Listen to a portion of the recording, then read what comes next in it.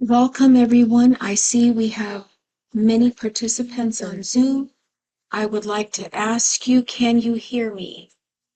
We have the mic on, and we are going to open this up to both Zoom on Facebook Live with my personal Facebook account. Okay, yes, she can hear me from Vonda. Yes, everyone. Okay, so everyone can hear me. I am sorry. I have no idea. There's always something. The fan is going just a little bit. I hope that we can keep the computer fan from not overriding the voices. And I will be speaking with the mic to make it a little bit louder too. So we have Zoom and we have Facebook Live. We're going to have to set that here.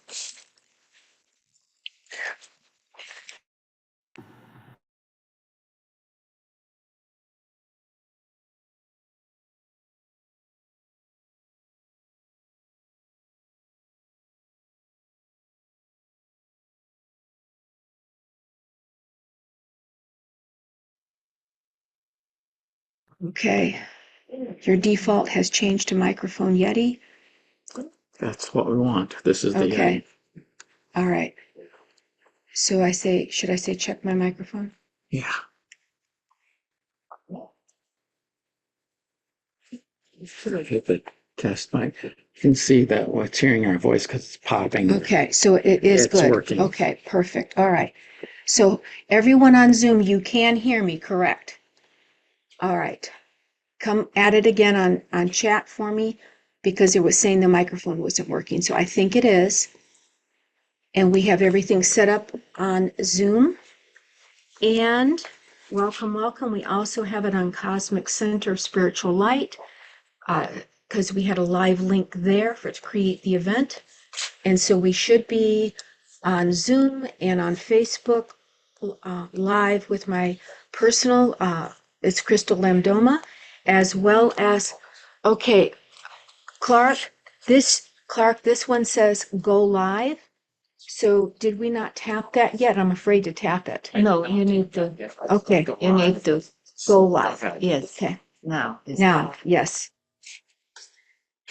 Okay, now, welcome, welcome. We should be on Zoom Live and on Facebook Live with both the Cosmic Center and my personal Crystal Lamdoma, and we should be on Zoom. So we have three different online sources here, and my name is Reverend Robin Richardson, and I welcome you. We have a beautiful service today. Oh, look at our beautiful in-person people here. Thank you, thank you. We cannot do this without your beautiful, lovely lights. And that's our job, right? Is to reflect that beautiful light and be together so that we can gather wisdom. So this is the Cosmic Center of Spiritual Light. Welcome. This is our Sunday service. My name is Reverend Robin, and we have our beautiful Sister of the Light, Jewel. She's playing a beautiful sound bowl with the violet flame. So if you can hear that for just a few minutes. And welcome, welcome, Gregory. Well, look at we have our beautiful in-person people, and we have everything set up. So I have an absolutely wonderful, it's fantastic, amazing sermon today because we've uncovered some of the original source material from both the Pistis Sophia, but is the Bruce codices and the Askew codices from the 2nd century. And we found the compendium, it's like the Bible, where the Pistis Sophia is actually inside of, but it gives a fuller, more complex, beautiful description of the soul and creation. Yes, we will need the mic. Thank you, thank you.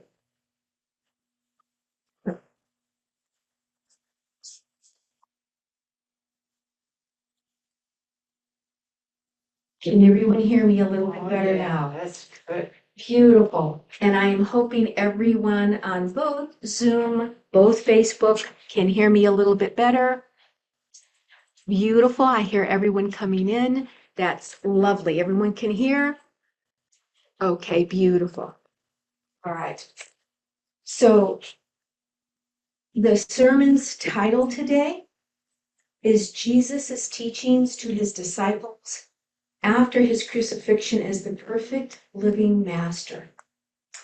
And I'm gonna have Jules playing this beautiful sound bowl, and we will open this sacred space up, bringing in all the avatars of light, because we have an influx of information and wisdom coming to you today that's absolutely astonishing. It has been suppressed. This is the age of the revealing, the shift, and all this information now is getting exposed and revealed. And now you're going to be able to correlate it and have the information that should have been gifted to us from long. And this was a beautiful discovery. I'm going to be reading to you. I did my little cheat notes. This is how I do it. And I'm going to, everything that I give you, you're going to be able to find. For those of you who have eyes to see and ears to hear, and a thirst in your hearts for more, I'm going to give you the entire link of this book that has the Bruce codices and the ASCII codices, and you can print it off for free. It was gifted to us by this wonderful author, and I will have it here for both in person, and I will gift everyone that information where you can go to find this at shop.goldenageproject.org. And at the end, I will put it in my chat box. So you don't have to worry about taking notes. You will be able to go there and print it off yourself. You can delve more fully into it. And what you're going to find is amazing. Absolutely amazing. And it also confirms that Jesus was a high yogi and he taught the high yogic philosophy. And that's what's beautiful. So you'll have this validation for who the Christ was, but it's even more than we were taught in all the religions. So they all come together. And when I tell you this story, it will make you love Jesus even more. What he was able to do, both into the depths of a mente, to the lower regions, to the higher regions, creating this path. He's going to tell you how he did it and why he did it and why all this was done as a project. It's so much more revealing, and it will give you a fuller understanding of Christ's mission and how important it was to save humanity, but he's also telling us that we will co-reign with him, which is beautiful. So his mission, and he was there from the beginning, you're going to hear this. He was instructed to do what he needed to do, and it was so much more profound than what we have heard through the various religions of our time. So I'm going to create a sacred space. We can bring in and connect with our avatars of light, and then we will say the Lord's Prayer, and then we will start with the instruction.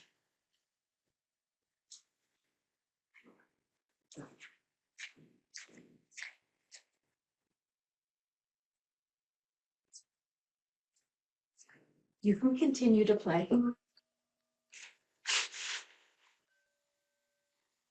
So let's just commune, connect.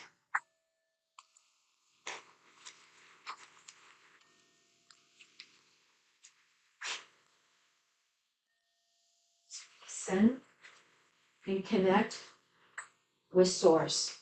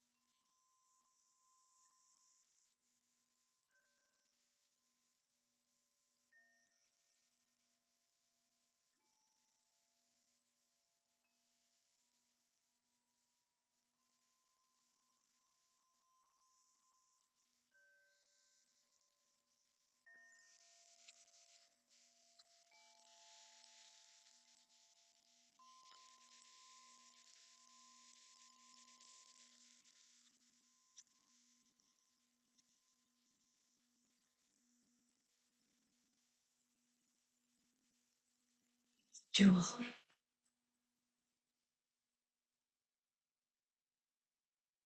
And we all have our beautiful, special avatars of light. May we bring them now, and we bring in the angels, the archangels, the avatars of light, and especially Jesus the Christ. Now you'll find on your chairs there a beautiful prayer for paradise on earth, which Christ had his mission, and we have ours as humans on this beautiful planet that was created for us. So may we say this together with deep meaning. Great God of light, we behold your plan unfolding, whereby all spiritual clouds are dispelled, impurity and error cleansed from the realms of spirit and matter. The age of light and joy is being born through your infinite compassion. Misguided forces awaken unto truth, and negative practices cease, while forces of light unhindered restore the world to peace. All of nature receives your loving influence and finds its rightful place. Peaceful clouds move across brilliant skies, and the fragrance of countless flowers floats upon the air. Abundant harvests glorify the earth, every corner filled with happy voices. Boundaries between the countries vanish, and ancient conflicts disappear as if dreams.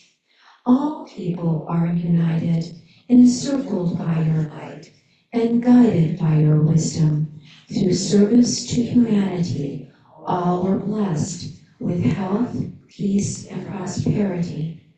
Great God of light, strengthen us with courage and wisdom to follow your will and realize paradise on earth. Isn't that beautiful? And that is our instructions. You can find a beautiful, wonderful information as well as this prayer, and I'm going to give you the website at this joerayfellowship.org. So if you like that prayer and you want to go in depth there, because you'll find I give you all my resource material so that you can further gather unto you the wisdom that you need and seek. But that's the www.joerey, which is spelled JOHREI, fellowship.org. So that's where that beautiful prayer came from. And then what we're going to do, I say our traditional, since we are delving into Christ's teachings, we're going to do the traditional prayer also of the Lord's Prayer. Our Father who art in the heavens, let thy name be sanctified. May thy kingdom come. Let your will take place, as it is in the heavens, so also on the earth. Give us today the bread for this day. Forgive us our sins, as we have also forgiven our debtors. And lead us not into the hands of temptation, and deliver us from evil. Amen, amen, amen, and amen. Beautiful. So let us kind of begin here. What is the codices? What are we going to be doing today? And I'm going to show you, I'll give you like the overview. And then I went through, because there's no way I can go through something that has many pages. It was like 400 pages. And it's got all the different volumes that included the Pistis Sophia. So this is, I'm going to give you where you can go to find it and what it is. We're going to go in depth as to what this is. So I did the overview because it is always helpful to understand where this is coming from and where this connects. So here, I'm going to go and explain to you what this is and why it was astonishing. And we are actually given the interpretation in the Pistis Sophia. Christ is giving the initiation to his disciples, and he's speaking in this beautiful language. And no one knew, they thought the language was lost. They actually have the translations in here. So now when we hear this beautiful song and we sing it, we know what it means. And that's what Christ was delivering to his disciples. So let me give to you where this is, and for the people here, you can come up and you can take a picture of this, where you can download this entire book and what this book is. And the author and what he's done. So I'm going to tell you who he is in his journey a little bit, but it's Christian O'Brien. He's now in heaven. On his website is giving you his book for free to disseminate to the masses. This, of course, is the age of the revealing, right? And so he's gifted this to us. His entire life was dedicated to finding these breadcrumbs of Christ's, and in all the different various religions. So here it's his book, and it's a compendium of both. I'm just going to give this to you so you know where we're deriving this from. It's from the 2nd century AD. He's put it together and translated it for us, the Bruce codices and the Askew codices from the 2nd century. So he's translated it, and I'll read it to you just a little bit so you know who he is. But the book is entitled The Path of Light, and it's the mystical discourses spoken by Jesus of Nazareth to his inner circle of disciples on the Mount of Olives. It was recorded and witnessed by the disciples, scribes of Matthew, Philip, and Thomas. Now, this is important because we were told that Jesus' words weren't transcribed. They were. And you're going to see here where Jesus is even instructing them to take down every single word. So, who is this Christian Brian? He translated for us these Askew and Bruce codices. They are from the 2nd century. Egyptian Coptic copies of the original documents recording the spoken words of Jesus of Nazareth presented within the text. This is the book that you're going to get for free, is The Path of Light. And it provides authoritative and detailed support of the existence and journeys of the soul. It also provides the scriptural evidence that Jesus taught Surat, which is soul, Sab, word, yoga, union, and should be recognized as a perfect living master. So that's the beauty of this, right? The text supports the existence and spiritual nature of our ancestor gods who restarted agriculture and civilization, which is very interesting. You'll start to see where you have all the sages that came after the flood and restarted civilizations. So they actually founded the Sumerian head enclosures known later as the Hebrew Garden of Eden. Whole different understanding of the Garden of Eden. And it was restarted from that point, which this gives us that validation. So here, Jesus is teaching the ancient Druidic Oriental wisdom to his inner circle of male and females. They were the chosen disciples after his crucifixion, so that they could carry on his work following his ascension. His words were recorded and witnessed and authenticated by the law, under the law, by the disciple scribes of Matthew, Philip, and Thomas. I'll finish this and then we're going to go into this. 2 years after the crucifixion, in AD 35, Christianity entered Britain with the founding of the Nazarene Church in AD 37. This was accepted by the king and the British royal family, who were relations of Jesus. Interesting.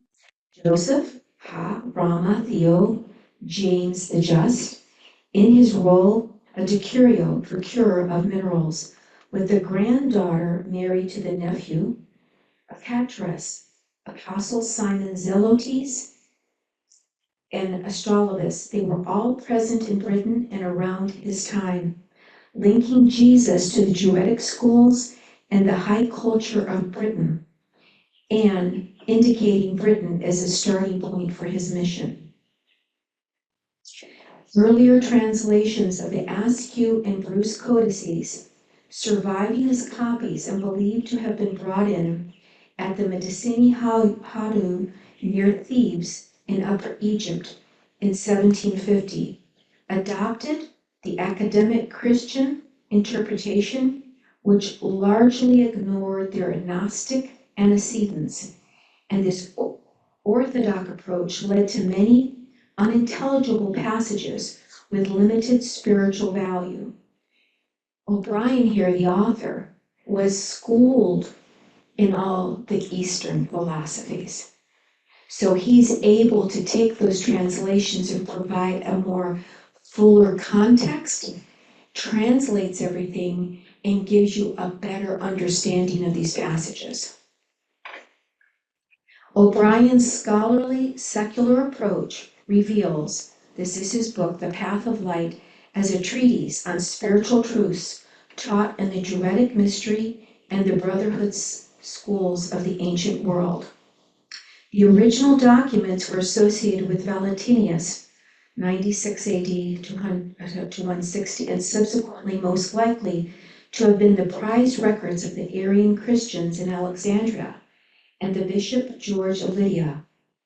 Alexandria being second in importance to Rome, and at the time George's beheading in AD 361, under the persecution of the Catholics and the Arians under the Emperor Julian the Apostolate in AD 391. So here you can start to see this, the emperor instructed George's successor, Catholic Bishop Theophasus, to fire and destroy the Serapeum Library. So you start to see how a lot of these copies were destroyed. The good part is that these original scripts, the manuscripts, were saved, and they find them in 1700s and 1750. And from these manuscripts, you start to see O'Brien, because of his schooling throughout the world and all the religions, he's able to have a fuller understanding of the translations. People started to translate them, but they couldn't understand all the mystical inferences. And because he's more fully schooled, he's able to understand what the other different various traditions are relating it to. So here, now that you know that, let's start this path of light. And what I did, I'm going to give you the overview, and then I'm going to give you my little cheat sheet as I went through, because I went through a couple hundred pages. And I'm going to give you the highlights, and then if I have enough time, what we're going to do is I'll read to you from the book itself, so that you see that what I'm saying to you is actually translated. Interesting, I'm going to give you the teaser up here. I taught through the Rosicrucians with the mystery schools on the mystical life of Jesus and even Mary. And in the traditions, they speak that Christ himself did heal his body first and taught to his disciples, and then he ascended. Now, that was the mystery schools. And this is hidden knowledge. You can find it in the Mystical Life of Jesus with H. Spencer Lewis. That again is also free on the Rosicrucian website at amorc, AMORC.org. What's amazing is this Bruce codices and the Askew codices say the same thing. Christ came back, and I'll go through this with you. He healed his body and came to everyone and instructed them, but in the more fuller initiations and mysteries. He couldn't leave the planet. He couldn't ascend to the higher realms until his mission here was completed, and part of his mission was to elevate these disciples to a point where they could function and spread that light and give the initiations to humanity and leave the imprint here. And then he ascends. When he ascends, what's interesting, he goes up into the heavenly dimensions and acquires this robe of light. It was given to him from the higher echelons, most high. And it was so brilliant that it was blinding white. He ascends in physical form up to the higher dimensions, through the astral plane, through the causal planes, all the way into the higher levels. It was so blindingly white that you couldn't see him because the light was so brilliant. He came through as Gabriel to the higher dimensions. This is the teaser here also. In the higher dimensions, there's archons. There's angels, the fallen angels, and other individuals that are deceivers. And Christ went all the way up to the higher dimensions, cloaked himself in the light, and withdrew 3/4 their power to pave the way for us to get to those higher levels so that we would not be lost.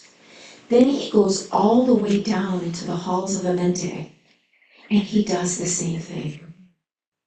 He creates that pathway, takes the energy in a cloaked form, because they literally think it's the God himself, because Christ is that magnificent.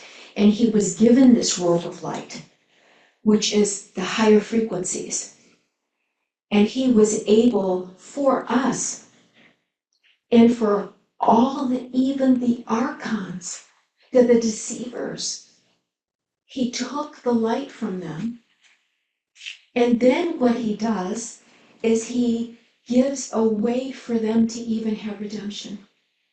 He reduces their power so that we are not as deceived, and when we can navigate better the higher dimensions, right? But there's the path of the right, there's the middle path, which you can get lost on, and the negative path, the left. What Christ does, and you can see it if he's doing it for us for humanity, he's giving us redemption. He's showing us, educating us. And by the way, he's telling us in the end, we are unbelievably magnificent and will co-reign with him in the higher heavens. That's in his words. So he reduces the confusion, he reduces the light from the fallen angels so that we don't get as confused, right? He takes the lower archons and he tells them to go to the path of the left, and you will re-instruct and guard that. And he tells them for 6 months. And then he says, not only will you do that for redemption purposes, but then you will go to the path of the right and redirect and guide all the good souls all the way up. So he's giving even the archons room for redemption, because they were the ones that lost their faith. And there's some inferences made. It doesn't say it here, just like the Watchers. Remember the story of Lucifer and the Watchers, and a third of all the heaven fell? That's that kind of inference. But here it's speaking of the archons. Now that's what was interesting, because we know, yes, there's good and evil here on earth, but in the astral planes and the causal planes and all the way up, they were there, confusing. And that's what Christ did for us. And he's doing it in front of his disciples when he takes on this robe of glory, the shining light. And he's so smart, because there's all these guards and like passages where you have to know how they're being guarded and protected. He deceived them because the light was so blindingly white. They thought it was God himself, herself, right? And so the light literally allowed him access to all those higher realms. And then he surreptitiously just takes their energy, reduces it, gets them to open up and we receive their faith. Sort of like Darth Vader, right? Think of this as the hero's journey. We have it here on earth, but it's the true hero's journey, but on such a more magnificent level that is astonishing, that you can go all the way up, and it's that microcosm, macrocosm, all the way up to the highest of the highest heights. And so he's able to redeem these archons, as well as redeeming us and giving us the way and then telling us the way. Also, he's going to tell you why. I was up, I don't want to tell you how late last night because I had to chase this down to give it to you. Right at the end of how far I got, it said, I will tell you the reasons why. Of all why I created, why it was created, of all the earth, all the animals, all the evil, all the good. Why the vices? Why the virtues? So then I had to find this out for you. I was going, wait a minute, this is the ultimate question, right? Why? Why do we have good and evil?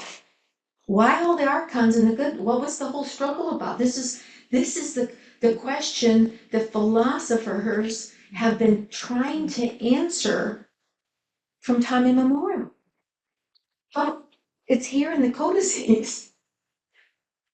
Teaser alert. Guess why?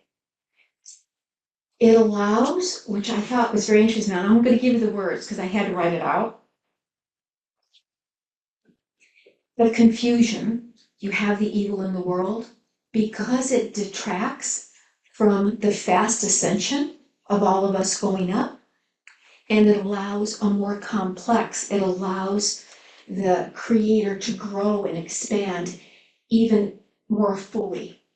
It allows more time for the expansion to take place.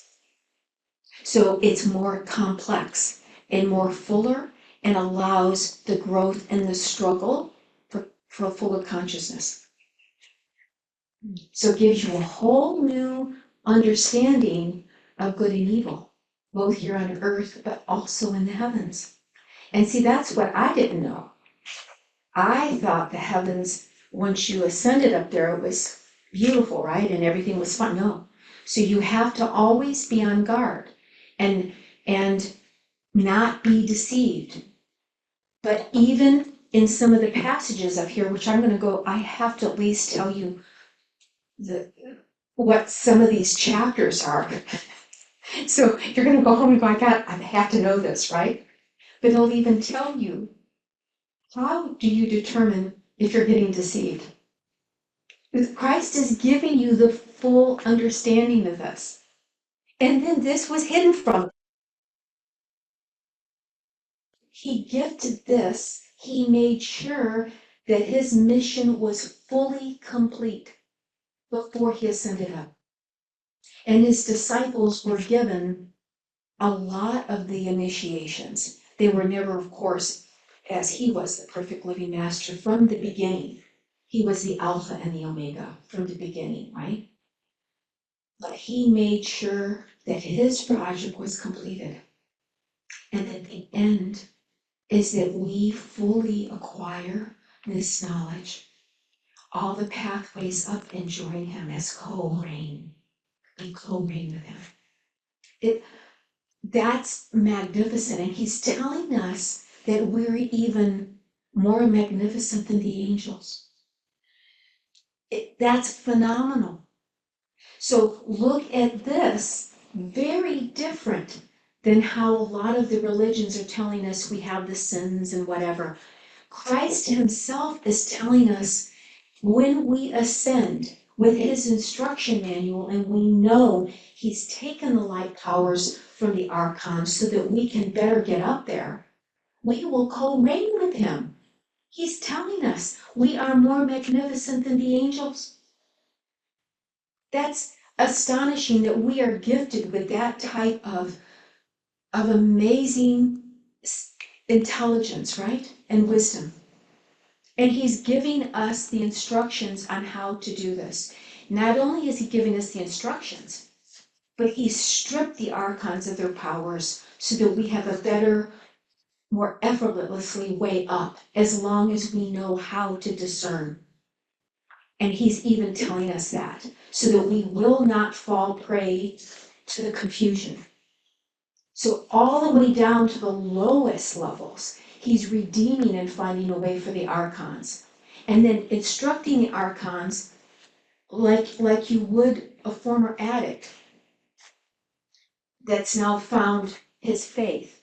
You're saying, now work with the addicts, right? So you can help redeem them. That's what he's doing with the archons. He's telling them, no, you now have your faith. You see what you've done.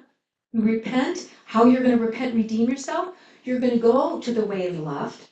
You're going to redirect all those souls that the bad archons are taking. You're going to take them over to the right after you've done your little time over here. And now you're going to make sure that the people, when they get to the right, you're going to instruct them. So he's redeeming the archons as well as us, but giving us the pathway to the highest light with him. So that's, in a nutshell, what this is about. It gave some of the teasers already, Sharon Elizabeth. But you still are here for the full array. But the other teaser, because I told them Christ himself tells us the whole purpose of the reasons of earth, why everything was created, but the reasons of good and evil.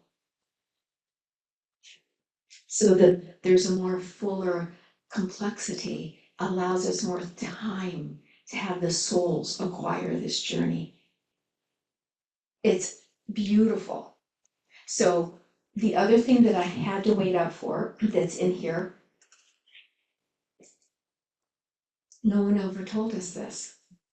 There was a twin of Jesus that came down with Mary and Joseph, looked just like him. He walks in, Jesus is out in the field with Joseph, Mary's in the house, and the child walks in, looks exactly like Jesus. I had to find this out, sorry, I just have to tell you, but I said, no, I'm not going to fly off this answer. He walks in and he's saying, hello, where's Jesus? And so Mary's thinking that someone's trying to confuse her. She's scared. She ties the kid to like the bedpost. It's in here. And then she goes, no, you can't be Jesus. Who are you? You're deceiving me somehow. She runs outside. She sees Jesus and she's telling Jesus and Joseph. And as soon as Jesus hears this, he goes, oh, that's my brother. He runs inside with Joseph. They recognize each other. Of course, they untangle him. And he kisses him. It's the other side of Jesus, the other twin of him, with both truth, justice, and mercy. And they kiss and merge as one. How's that? Now, we never heard of that, have we? So literally from on high, not only did they send the other side, the twin soul of Jesus down, so that he had in more wisdom and more power and authority. That was the authority, you see, merging as one. But he was also given this robe of many lights after his crucifixion, and then ascended up to the Most High. So let me go ahead and read, I just want to read a little bit of this to you, so that you'll see a little bit of this. I'll go through my cheat notes and then I'm going to come in because I hope to have enough time to read from the text itself, okay? In this text, it will tell you with instruction material that Christ healed his body and walked in his body that was healed on the third day of his crucifixion. And then with the help, and this is him in his physical form, and we know he was talking to the disciples. That's why this was important, because he's instructing his disciples. He still has his physical body, which makes more sense now, even when you go back through the Bible, right? He does make the ascension, but not until he's instructing his disciples more fully. He's telling them that the place of Jew is on the right in the flashing sphere. He's also telling them he can reveal more things to them now. And that he's saying that there are 1,800 archons in each aeon. So those are all the archons up into the astral plane, the causal plane, all the way up to the highest heights.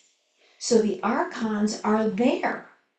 That's what we have to be wary of, not just on Earth. That's again, as above, so below, right? We have the Decepticons is what I call them down here, the confusion, right? So they have the Decepticons up there. He's even giving them numbers. There's 360 over them.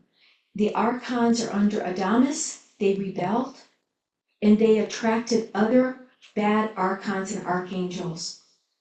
How they did this was they degraded, and they glance over this, but just so you know, bad, horrible, the black arts, okay? So I can go more fully into it, but I'm cognizant that this is going online, but they were attracting the negative energies and practicing bad arts, bad magic, black arts, okay? And that's what caused this fall and the reduced negativity, right? So right, banishes the bad ones, and he takes the other 360 archons and he banishes them to the area below the sphere. So they call it the flashing sphere. So I just want you to think of like a piano with all the different notes. This goes all the way up to the higher dimensions. Remember, Jesus is saying that the higher dimensions, my Father's house is a house of many mansions. They're dimensions, okay? So the causal, the astral, all the way up to so many that you cannot even count, right? So it's not even Jesus, it's you, J-E-U. He is even, you'll see who he is. He's the one that's also banishing these bad archons. He's trying to lower them, right? Although Christ comes in, right, in his shining robe, you're going to see this, and literally reduces their light. But Hugh is the one banishing them. He's trying to put them into the lower spheres. Jesus is Abramento. That's his name, okay? Master of my master is Hugh. Christ is saying that. So we should know who this J-E-U is. Do you see this? So Christ himself in these teachings is saying there is a master of my master. That's how much light frequency and purity Hugh has. So he's even banishing Hugh is reducing these archons to the lower levels. And he's even telling them, giving them time frames, like for this particular negative practice in the black arts, you have, 133.9 months being banished here. For anger, it's this many years. So now you also have Yabioth, he's good. He's the good one, right? And this is where you start realizing that Christ is allowing Yabioth, who was bad, to be redeemed. He's Darth Vader. Yes, right. He gave him the instruction manual and the help and allows him the process of redeeming himself like Darth Vader. It's so he's even giving him, right? He gave up his bad black magic practices. And then he's telling them how he needs to redeem himself. So that's who he is, right? Now, the other thing which is interesting, I thought he's giving us the names, Zeus. He's using even the Greek terms and the gods to delineate it for us, which he gave him a good power, right? You have the path of the right, which is the path of the good, the just, the merciful, the loving, purity, right? Then this middle path, right? The middle path, you will have some of the punishments in there because you're redeeming yourself. Then you have the path of the left, which is the negative, right? That's when you're acquiring all the vices and the negativity. So just so you have those paths. Christ is giving you in this manual, which is unbelievable, the secret signs and passwords. So that you can have through initiation practices. How can you not be deceived when you're on the way up there? And he's giving you the signs and the passwords so that you know the difference, right? He's also relating this to some of the other gods. Osiris, Zarathustra, they were perfect living masters. So think Christ, and he's there telling you that. He's also giving you, he will enumerate for you, like if all the vices, we've heard of the 7 deadly sins, right? And that's the archons are trying to grab all the way up, both on earth and the heavens. But he's instructing them for the middle path, both for the archons and us. When you are tempted and you do these things, there is a way for redeeming. And for lying and stealing, you will have 105 years redeeming yourself for lying, right? For sexual addiction, 138 years. He's literally telling you for the vices what you're going to have to suffer and deal with and understand to finally redeem yourself. So Christ is even telling you how you're going to get yourself redeemed and how these archons are going to get redeemed because they have been grabbing the souls, right? And trying to drag them down. So for the 7 deadly sins, there's 7 different time zones of punishments. But then he tells you that Sahab, which is the form of a dove, draws all the souls together and takes them to the place of the lights. That's the grace. That's the love. That's the power of redemption. And then you will co-reign with him. So now what I'm going to tell you, I may be able to read this, but let me get through the cheat notes first, and I'm going to read to you so that all of this is in here. Christ comes with his disciples in his body that's healed after the crucifixion, and he's contemplating. He's with them, and he contemplates, and then he recognizes he's completing his journey, but he recognizes and remembers he left a robe of lights, this shiny robe of lights, right?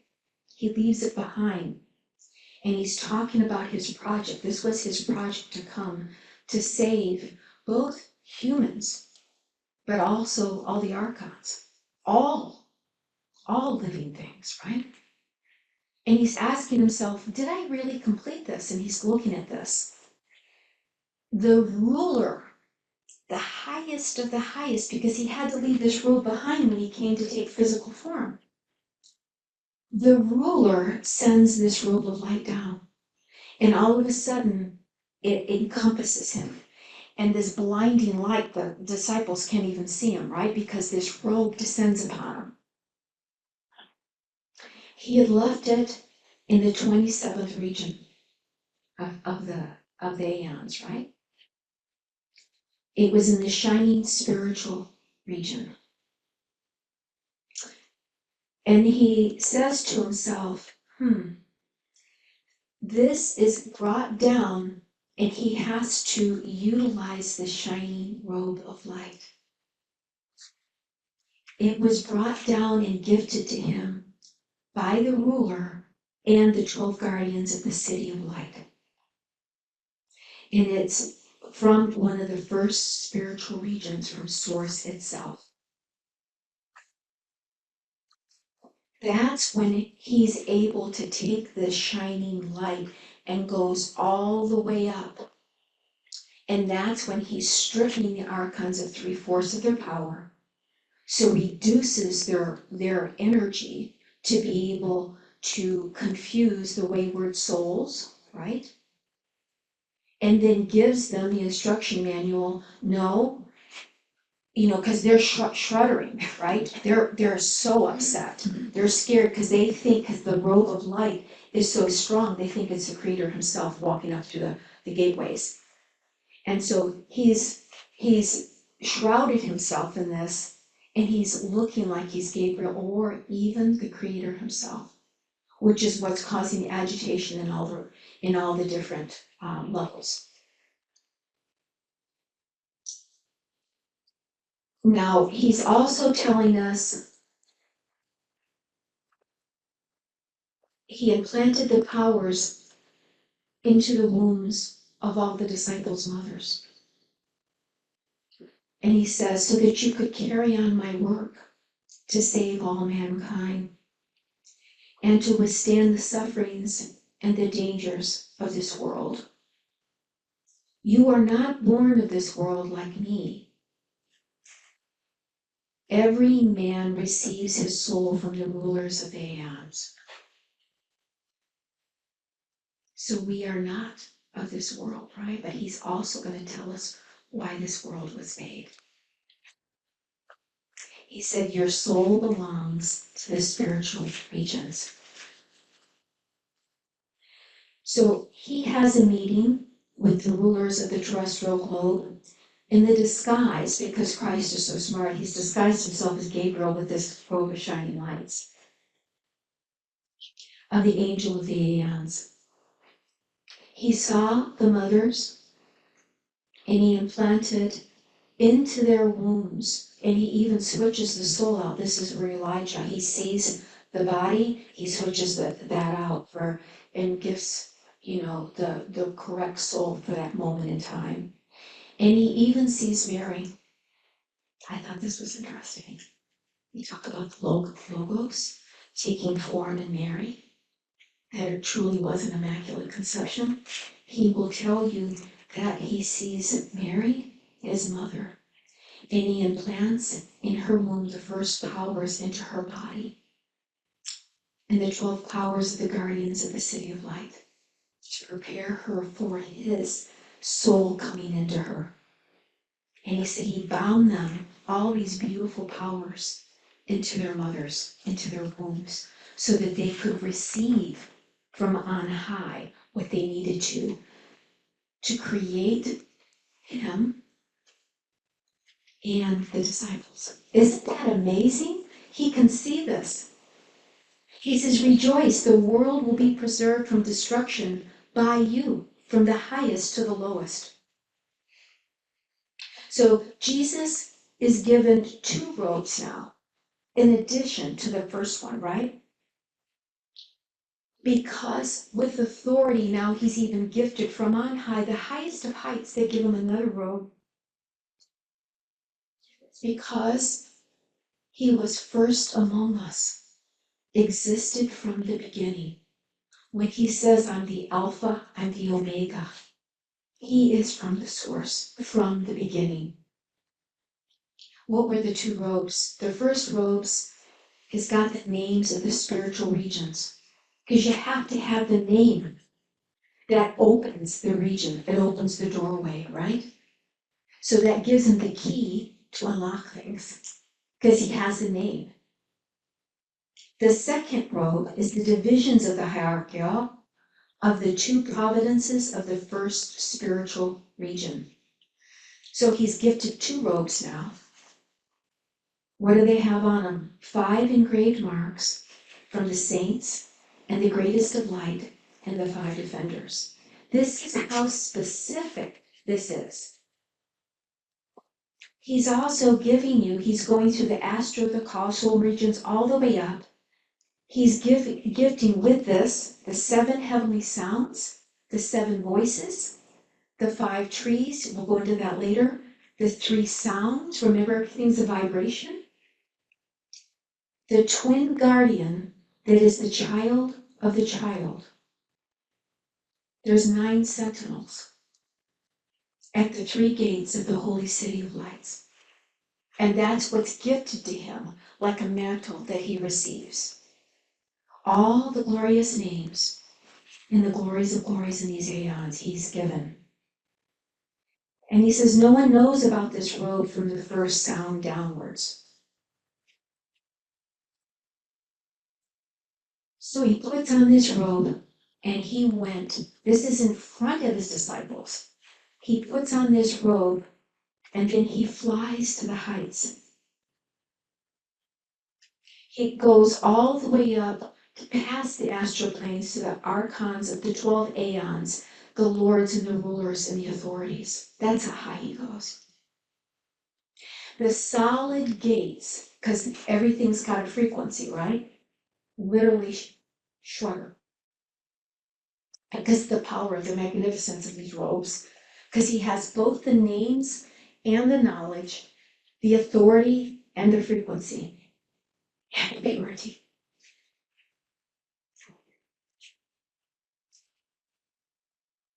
Those dimensions become agitated because this is an opening, right? Because the energy is so prevalent.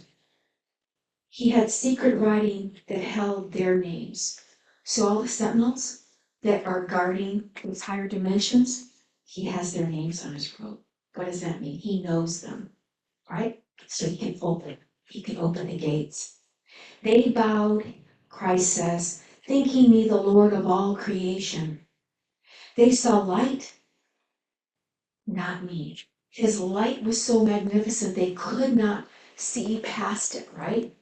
He's clothed. He's able to deceive because he has to go up there and take their light powers. He passed through the security, through the first sphere, the second sphere, the flashing sphere, went all the way to the 12 aeons, parts the veils, and the gates open, and they are fearful because they think the Lord of all creation is coming past. That's how magnificent Christ is. He said in his words, I took away from Adamus, that was, the archon, he calls him the wild one, the tyrant. He says, I took away their powers. He says, they struggled in vain, but I took away 3/4 of their powers. He took away the rebellious angels and he brought them low. He says, they are angelic entities that have evil connections with mankind. They should be good. He says, and you can see how we can make that inference. It's very similar to these watchers, right? When 1/3 of the heavens fall down. So it's very similar propensities. He said he then removes them from the flashing sphere. That's a certain level, right? He did minister work for redemption, and that's when I spoke to you before. He literally instructs them, okay, you want to repent? 6 months, you go over here to the left side. All the people are coming over here, no, redirect them over to the right side, right? Now, after that, you go to the right side. And then you redeem yourselves in that fashion. Then he changes the sphere and he takes away the power of the archons and the aeons. And then he brings in, of course, Jesus and the power, the Sabbath of the good. So the apostolate angels, and the word apostolate, because they're going to use this in the book, means that you've abandoned your faith. Those are the angels that have lost their faith. They're the fallen angels. They fell because they lost their faith. So those are the ones that are even up there. Do you see that? That's what we have to recognize, that even the angels are the fallen angels up there. And that they can guide the souls and confuse them. And they lost their faith. They had an abandonment of their faith. And they misled and confused souls along this journey. So that's what he's saying. He's redirecting them. Do you see that? So Jesus sends the bad angels to redirect the souls to the right-handed path. So think about what he's doing. He's telling them all oh, no, you want to redeem yourself? You now have found your faith? This is what you're going to do. So not only all the archons, but all the angels to redirect us and help guide the souls of humanity in the right direction. He said there will still be some wandering because Mary, I will give you that. Mary comes back and says, well, give me some more information on this Christ. So again, she was very detailed. I love, Mary Magdalene. But even Mary will come back and ask more questions here. So you'll see more in depth of that, right? So then comes with the light of the rank of Melchizedek, the great Elementor of the light came into the midst of them, the archons, who were under contract in the flashing sphere. So this is interesting that they actually use the word contract. You know how we've heard, even in common lay language, the contracts with the devil? This is kind of interesting. So you can have a contract and he's releasing them, right? Melchizedek took away the light and he removed what agitated them.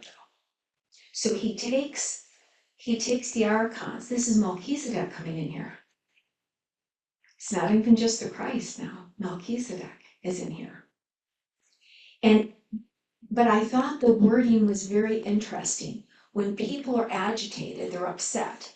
So he's taken away the contract they had. Then he takes away the light and he removes what's upsetting them. Very interesting. That's Melchizedek helping Christ. So he said what they did was they had the wheels of life and death move more quickly for us. Very interesting. And he took away the power from them and he took light to the city of the lights. So the light that he's taking from these archons, Melchizedek and Christ, he's taking the same light and bringing it back up on high. Okay? Because they had light, and he's taking that light that they had, he's allowing them to be redeemed, but the light that's there, the source material, he's bringing back to the highest of heights, right there. And he said he's using this material, this energy, this frequency, to make souls of men and animals in the world of mankind. So he's utilizing it. He's reprocessing it, right? In a good way. So he said the archons still had some powers left to prevent souls from reaching the city of light, because he only stripped them of the 3/4 of their powers. He says they take the pure souls and they enclose them first in a causal body. The astral goes down to the mind and then to the fate karmas.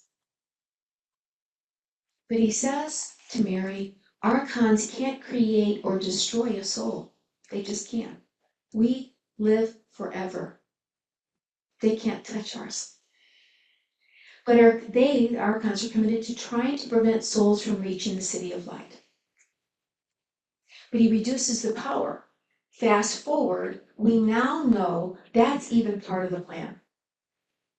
When you prevent the souls from reaching the city of the light and just make their journey a little bit longer, it allows more complexity, more fullness, that everything multiplies in complexity. So that's the reason of the struggle of the good and evil, right there. He says because it maximizes the number of souls available for duty in the phenomenal universe. It maximizes all potentialities. That's our answer right there. It's very interesting.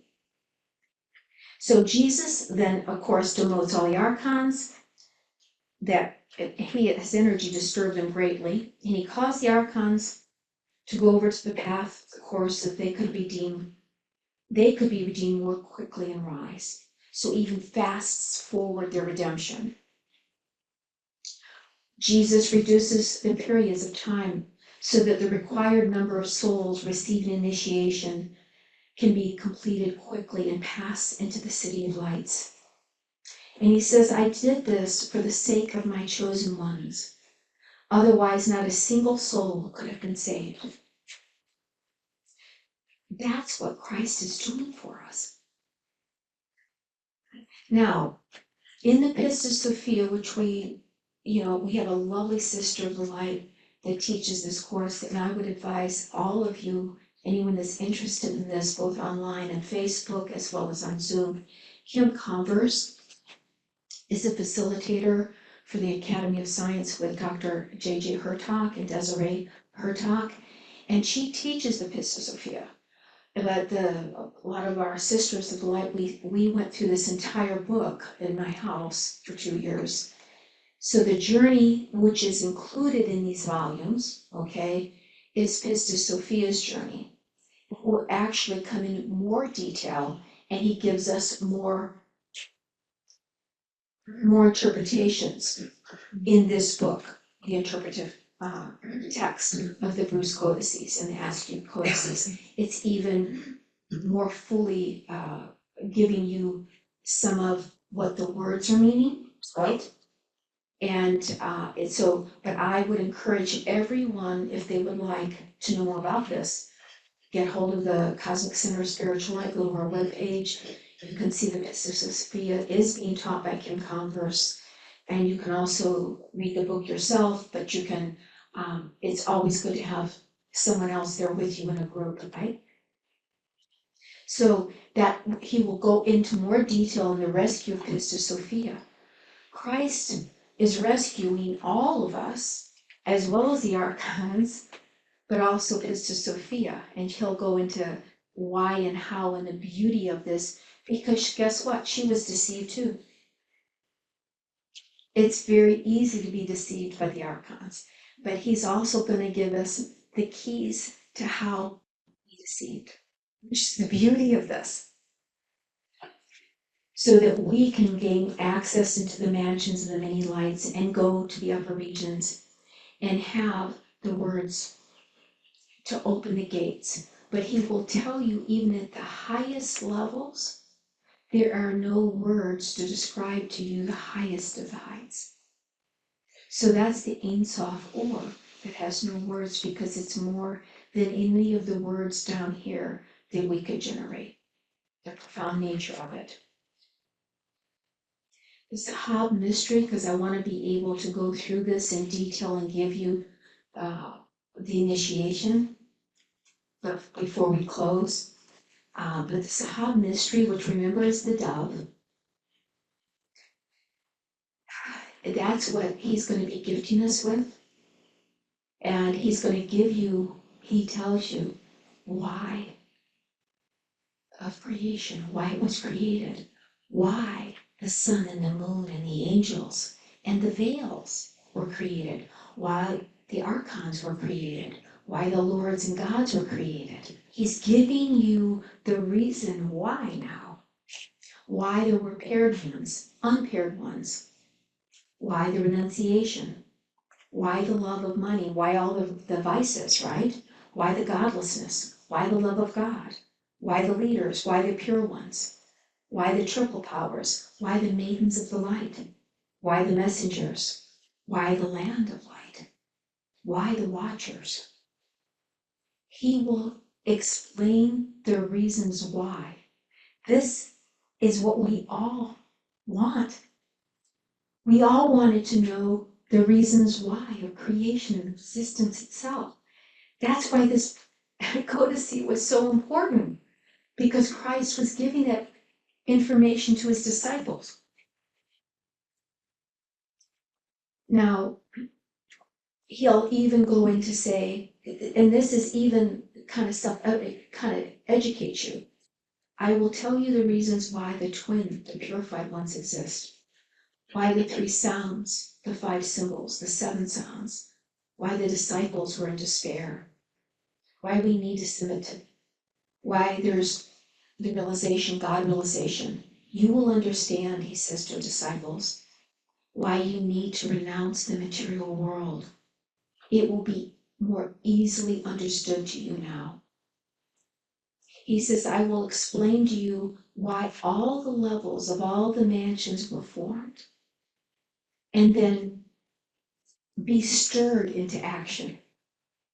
And they're saying the stirred is the best word they can come up with, but that's the agitation. It's almost like, that creates the original source reaction, right? He said, I shall tell you the ranks and the places of all creation and what governs them. I will explain the mystery, the ineffable one. That's God. I will explain to you the distribution of all creation and what happens. That's on page 142 when you go to the book. The archons will be in great fear of the flood of light which surrounds the soul until it passes through them, and all goes to the place of the inheritance of the initiation, which is the initiation of the only one. And it's going to be, that's us, united with the Sab, in Sanskrit, right? Which is the speech or sound of the utterance. So that's our journey, that's everyone's journey.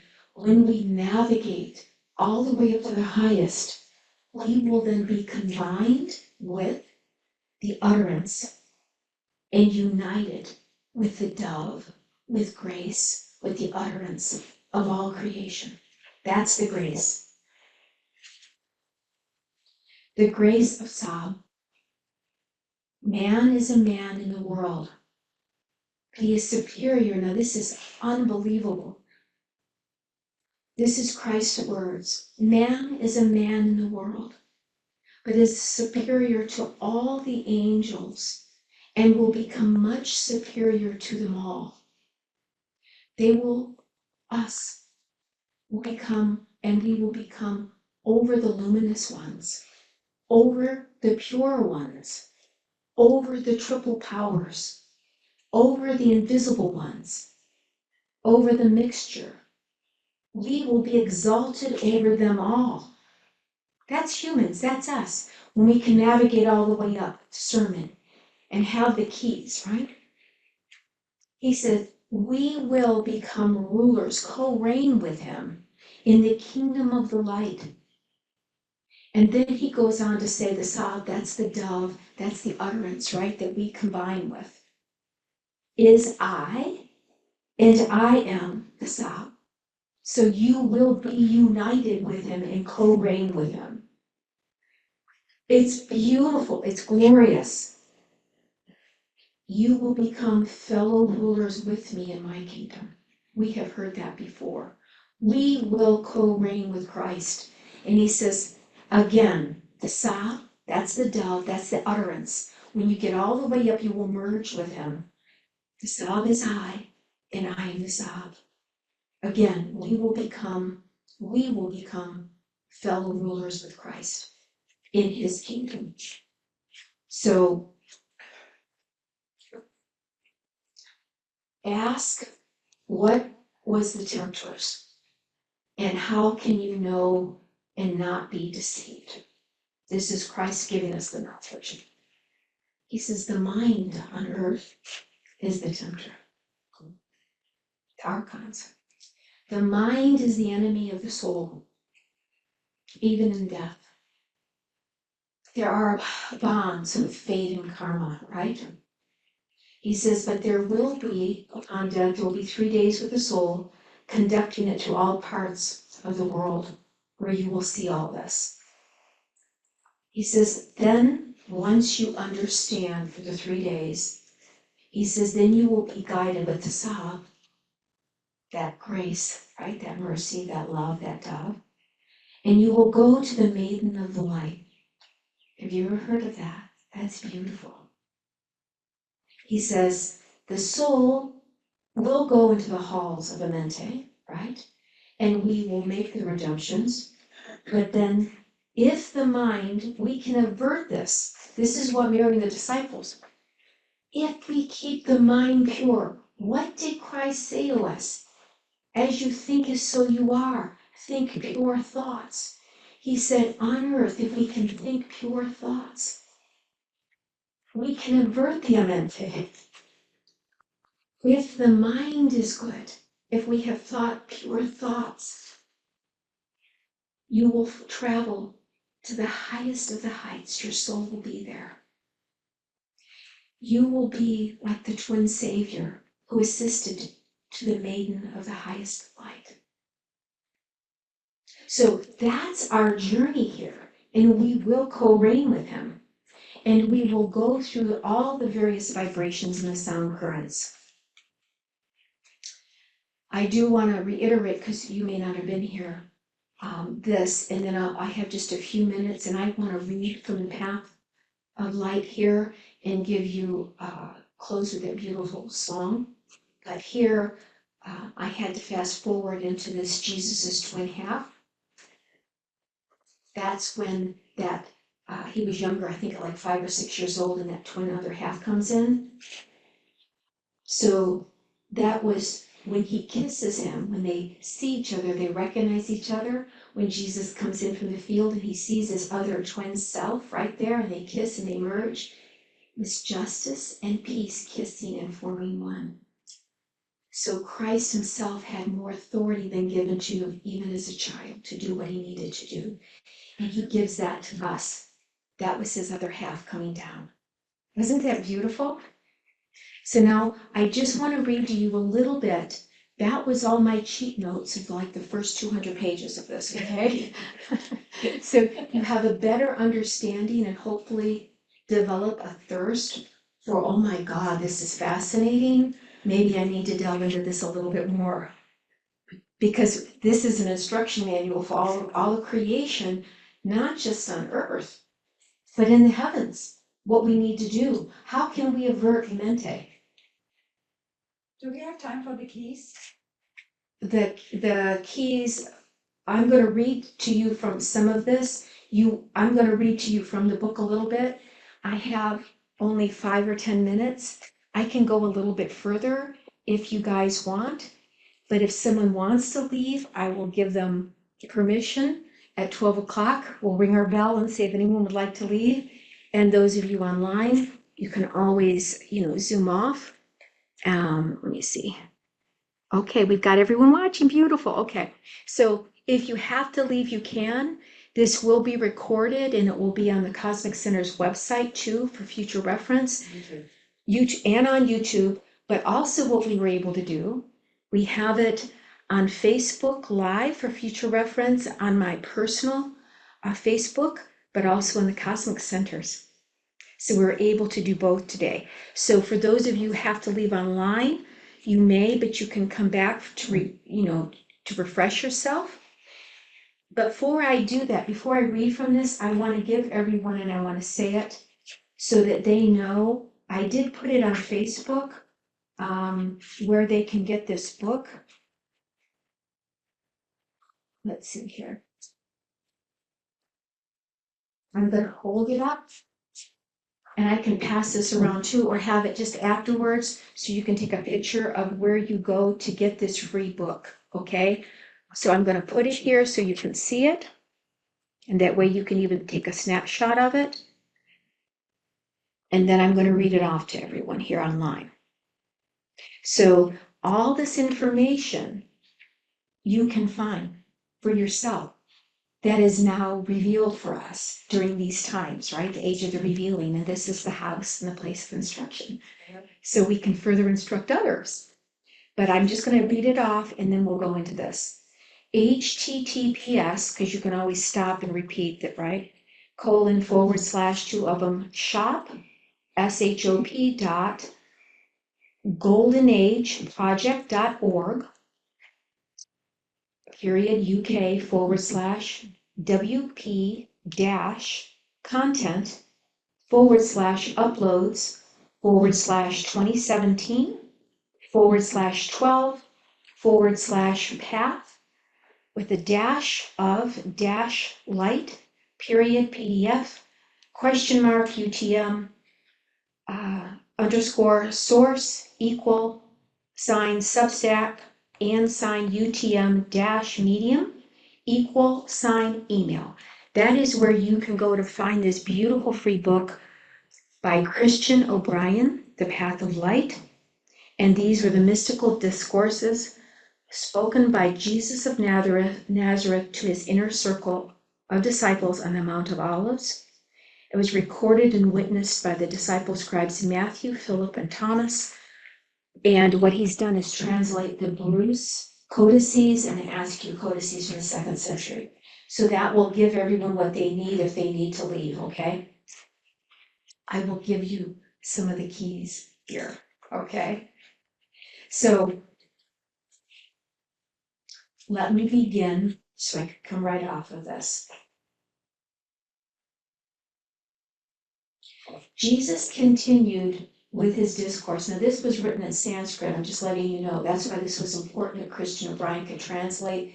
And he had practiced both the Druidic and the Oriental, the Yogic. You see, he was schooled, he was a scholar in all of them. Jesus continues with his discourse, and he said to his disciples, "When I have gone up to the light, proclaim to all mankind and say to them, do not cease from seeking by day or night, and do not rest yourself until you find the Sahab of the kingdom of the light, which will purify you and make you into pure light, and take you up to the kingdom of light." That's what we just went through, right? Say to them, pronounce the world, the whole world, and all the material things in it, and all its cares and all of its sins in a word, all its attachments which are in it, so that you may be worthy of the initiation of the light, and be saved from all the chastisements that follow upon the judgments. And he's giving you the way so that you don't have to go through the chastisements. And that's by thinking the beautiful, pure thoughts and not listening to the mind. I'm going to give you the index here so that you can see what you can uncover, just so it perks your interest. In this translation is the primary initiation of the disciples on the mountain of Galilee. That's the initiation that was in the Pistis Sophia when he's speaking the sacred word in the prayer. He's giving us the interpretation.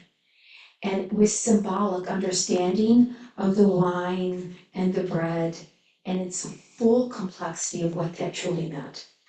And he had to come back and give that to his disciples to elevate them to that higher state, because they couldn't even understand the other realms of light until they had already understood. It's like first grade. You can't understand fifth grade until you get first grade, right?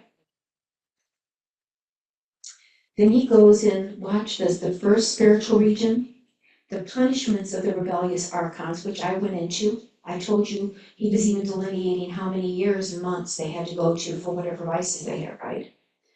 The purification of the world, the saving power of the Nam, that was the Hab for dove, right? We went into that. The secret of the 5 holy names. That's the one you really want. The robe of light, which we went into detail, and the travels of Jesus in the astral reign. We went through that. First contact with the heavenly regions, the first sphere, the second sphere, the flashing sphere. Remember, the archons were demoted and Melchizedek's even pushing them down in Christ, right?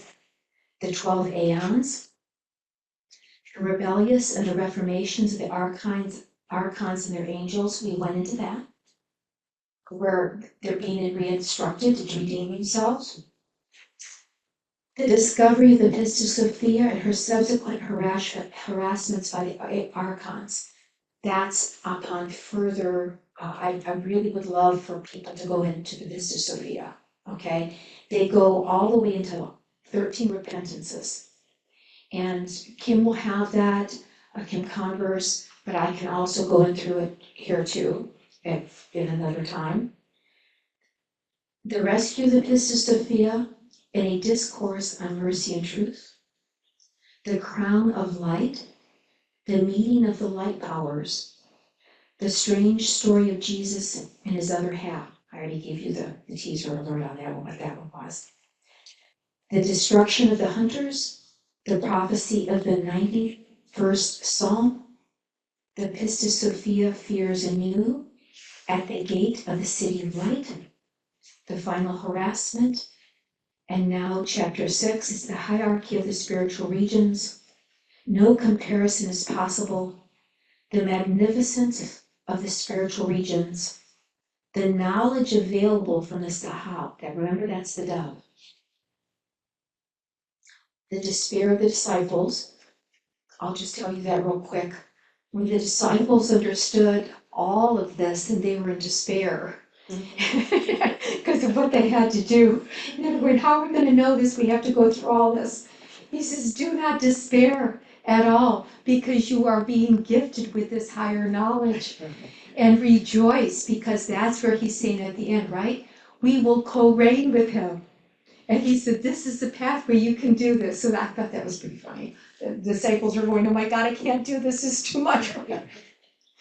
Because of course it was Mary who asked the more detailed questions. And the disciples are in despair. They're going, I can't do all this. So Jesus is kind of like being a coach. Yes, you can. So that was just kind of humanistic, right? The revealing the Sahab, which is what I'd be really pleased if you want to do something, you got to read that. That's there, page 140. The preferment of man to the grace of the Sahab. That's again where we are above the angels and the archangels and all of them. This is unbelievable, our magnificence. So do not believe all the negative. That's the confusion that was sowed upon earth through these religions. We are imbued with the spark of life and God and divine source.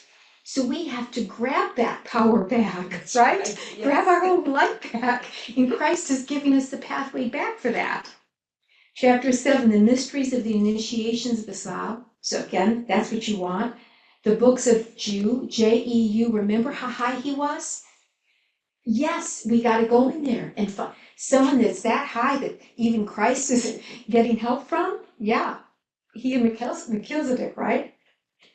And so the rebuking of Andrew, I saw evidently, I haven't gotten that far. Andrew must be asking some questions and he gets rebuked by Jesus.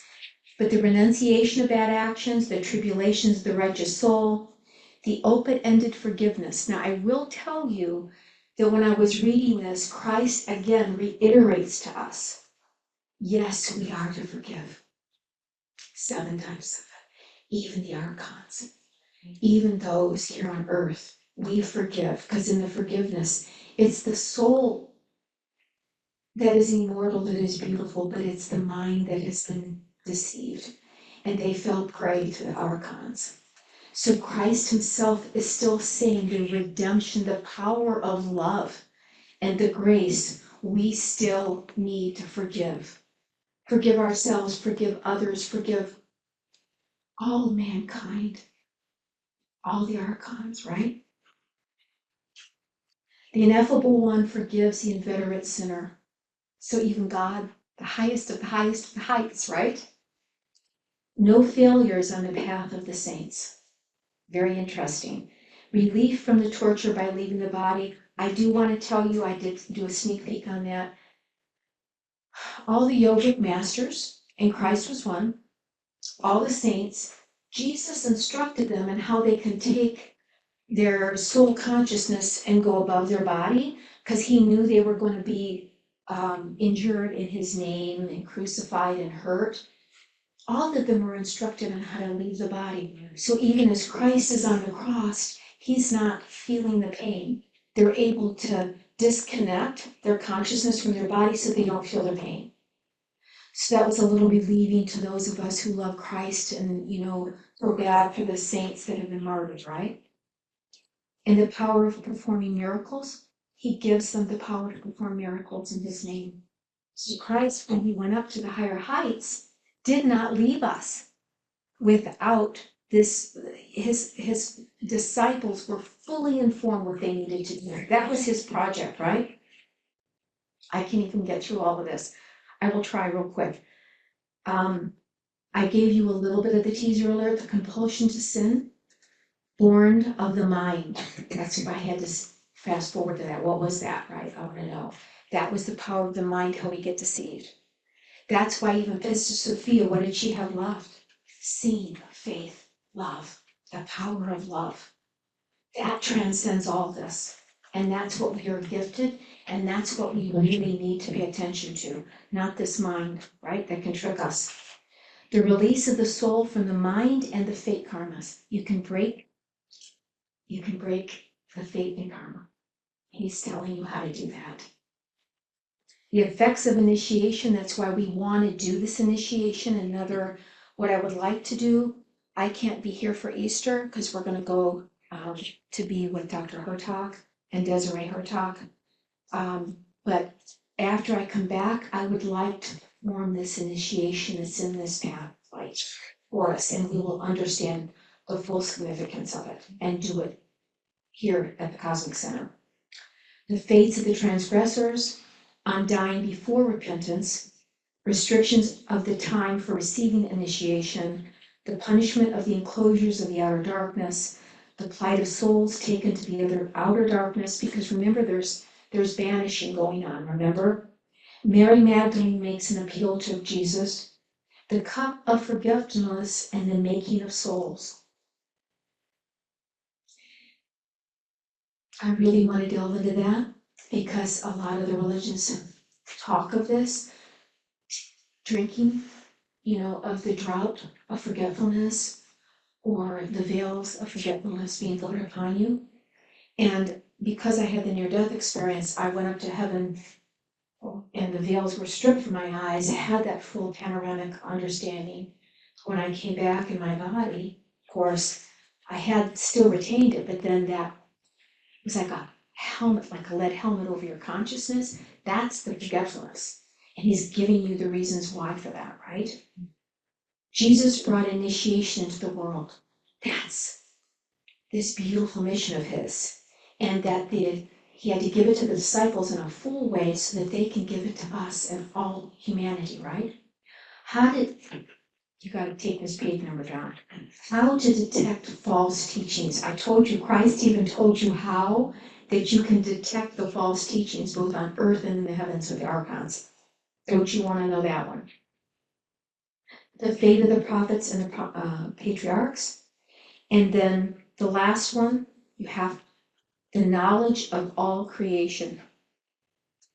So that's what's in this book. We actually even have more, the mysteries of the city of light, the destructions of the karmas, the 3 initiations, fire, water, and the sab, importance of the initiation, and it goes into the invisible ones, the archons, all the way down. So that's what you have available to you. So I'm going to let everyone who wants to leave, because they may have places to go, and we're going to allow that to happen. And for those of you who could stay, I would at least like to go through this first initiation just a little bit so that you have the understanding even today. So if you can stay, and I'll go through it from the path of light, okay? That's fine. You can see this on the Cosmic Center Spiritual Lights website. It'll have the event. Okay. And you can click on it in the future. And I'm also on Facebook Live, but as Crystal Lindoma, so you can get it on there too, okay? Okay, I gotta put my turkey on. Okay, beautiful. But you also have the link so you can get the book itself. Okay, thank you, dear. Okay, you are mighty welcome. I'm staying, but I have to move. Okay, so we are going to give everyone just a few minutes here. And for those who you have the deep desire and you're yearning and you're thirsty, we will provide a little bit more water. Yes. And so we may drink from the fountain. Yes. You can take this one, just that one. And then nothing, just away from your mouth, and you don't. It won't have the echo. The aspiration sounds will not be caught by it. Okay, from my observation, I think that's the trick. Beautiful. Can you hear me better now if I have it a little bit further away? Yeah, that's perfect. Is it good? Yeah. Okay, beautiful. All right. So we're going to give everyone just a few minutes to kind of get up and move.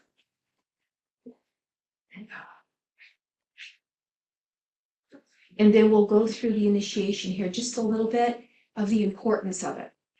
Yes. So you can take a picture right there. Yep. And literally you can download it and put it on your computer.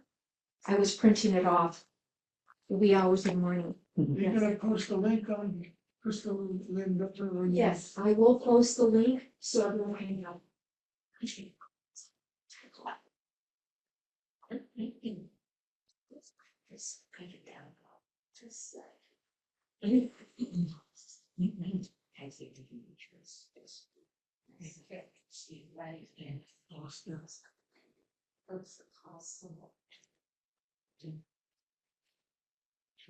Really hasn't been that this piece of years backwards.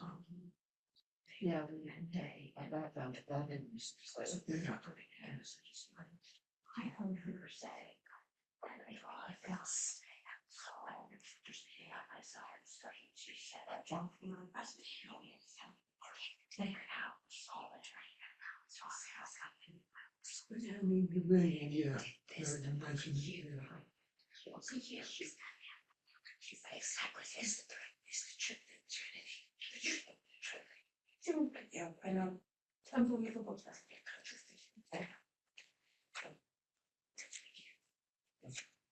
All right, we're just going to allow a few minutes. Are you gonna have any questions and answer? Yes, if you'd like.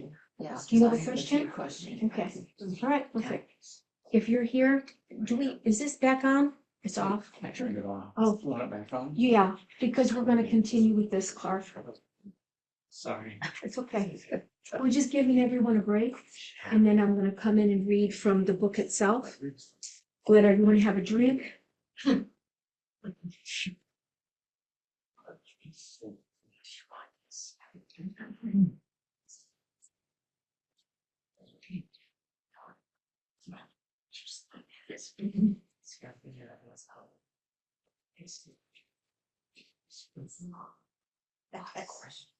We just have to get up and move around just a little bit, and then we will begin. Let's see. Vincent, did you want to take a picture? Do you have it on? Yeah. Okay. If I keep it here, can you still hear me? Yes. Okay, beautiful. So we'll keep it a little bit further out and let the other people come back in. Yes, right here is the link. So if you want to take a picture of that, that's the link to go to find it. And I am sure if everyone just puts in the name, the author and the name of the book, they'll be able to find it and have it populate up on Google anyway. But he's up in heaven and his organization is gifting this to the world, which I think is beautiful. He was a scholar, was schooled in all the different religions, and was one of the best people to make this translation because he had both the Western and the Eastern understanding. Beautiful. Thank you, Vincent. All right.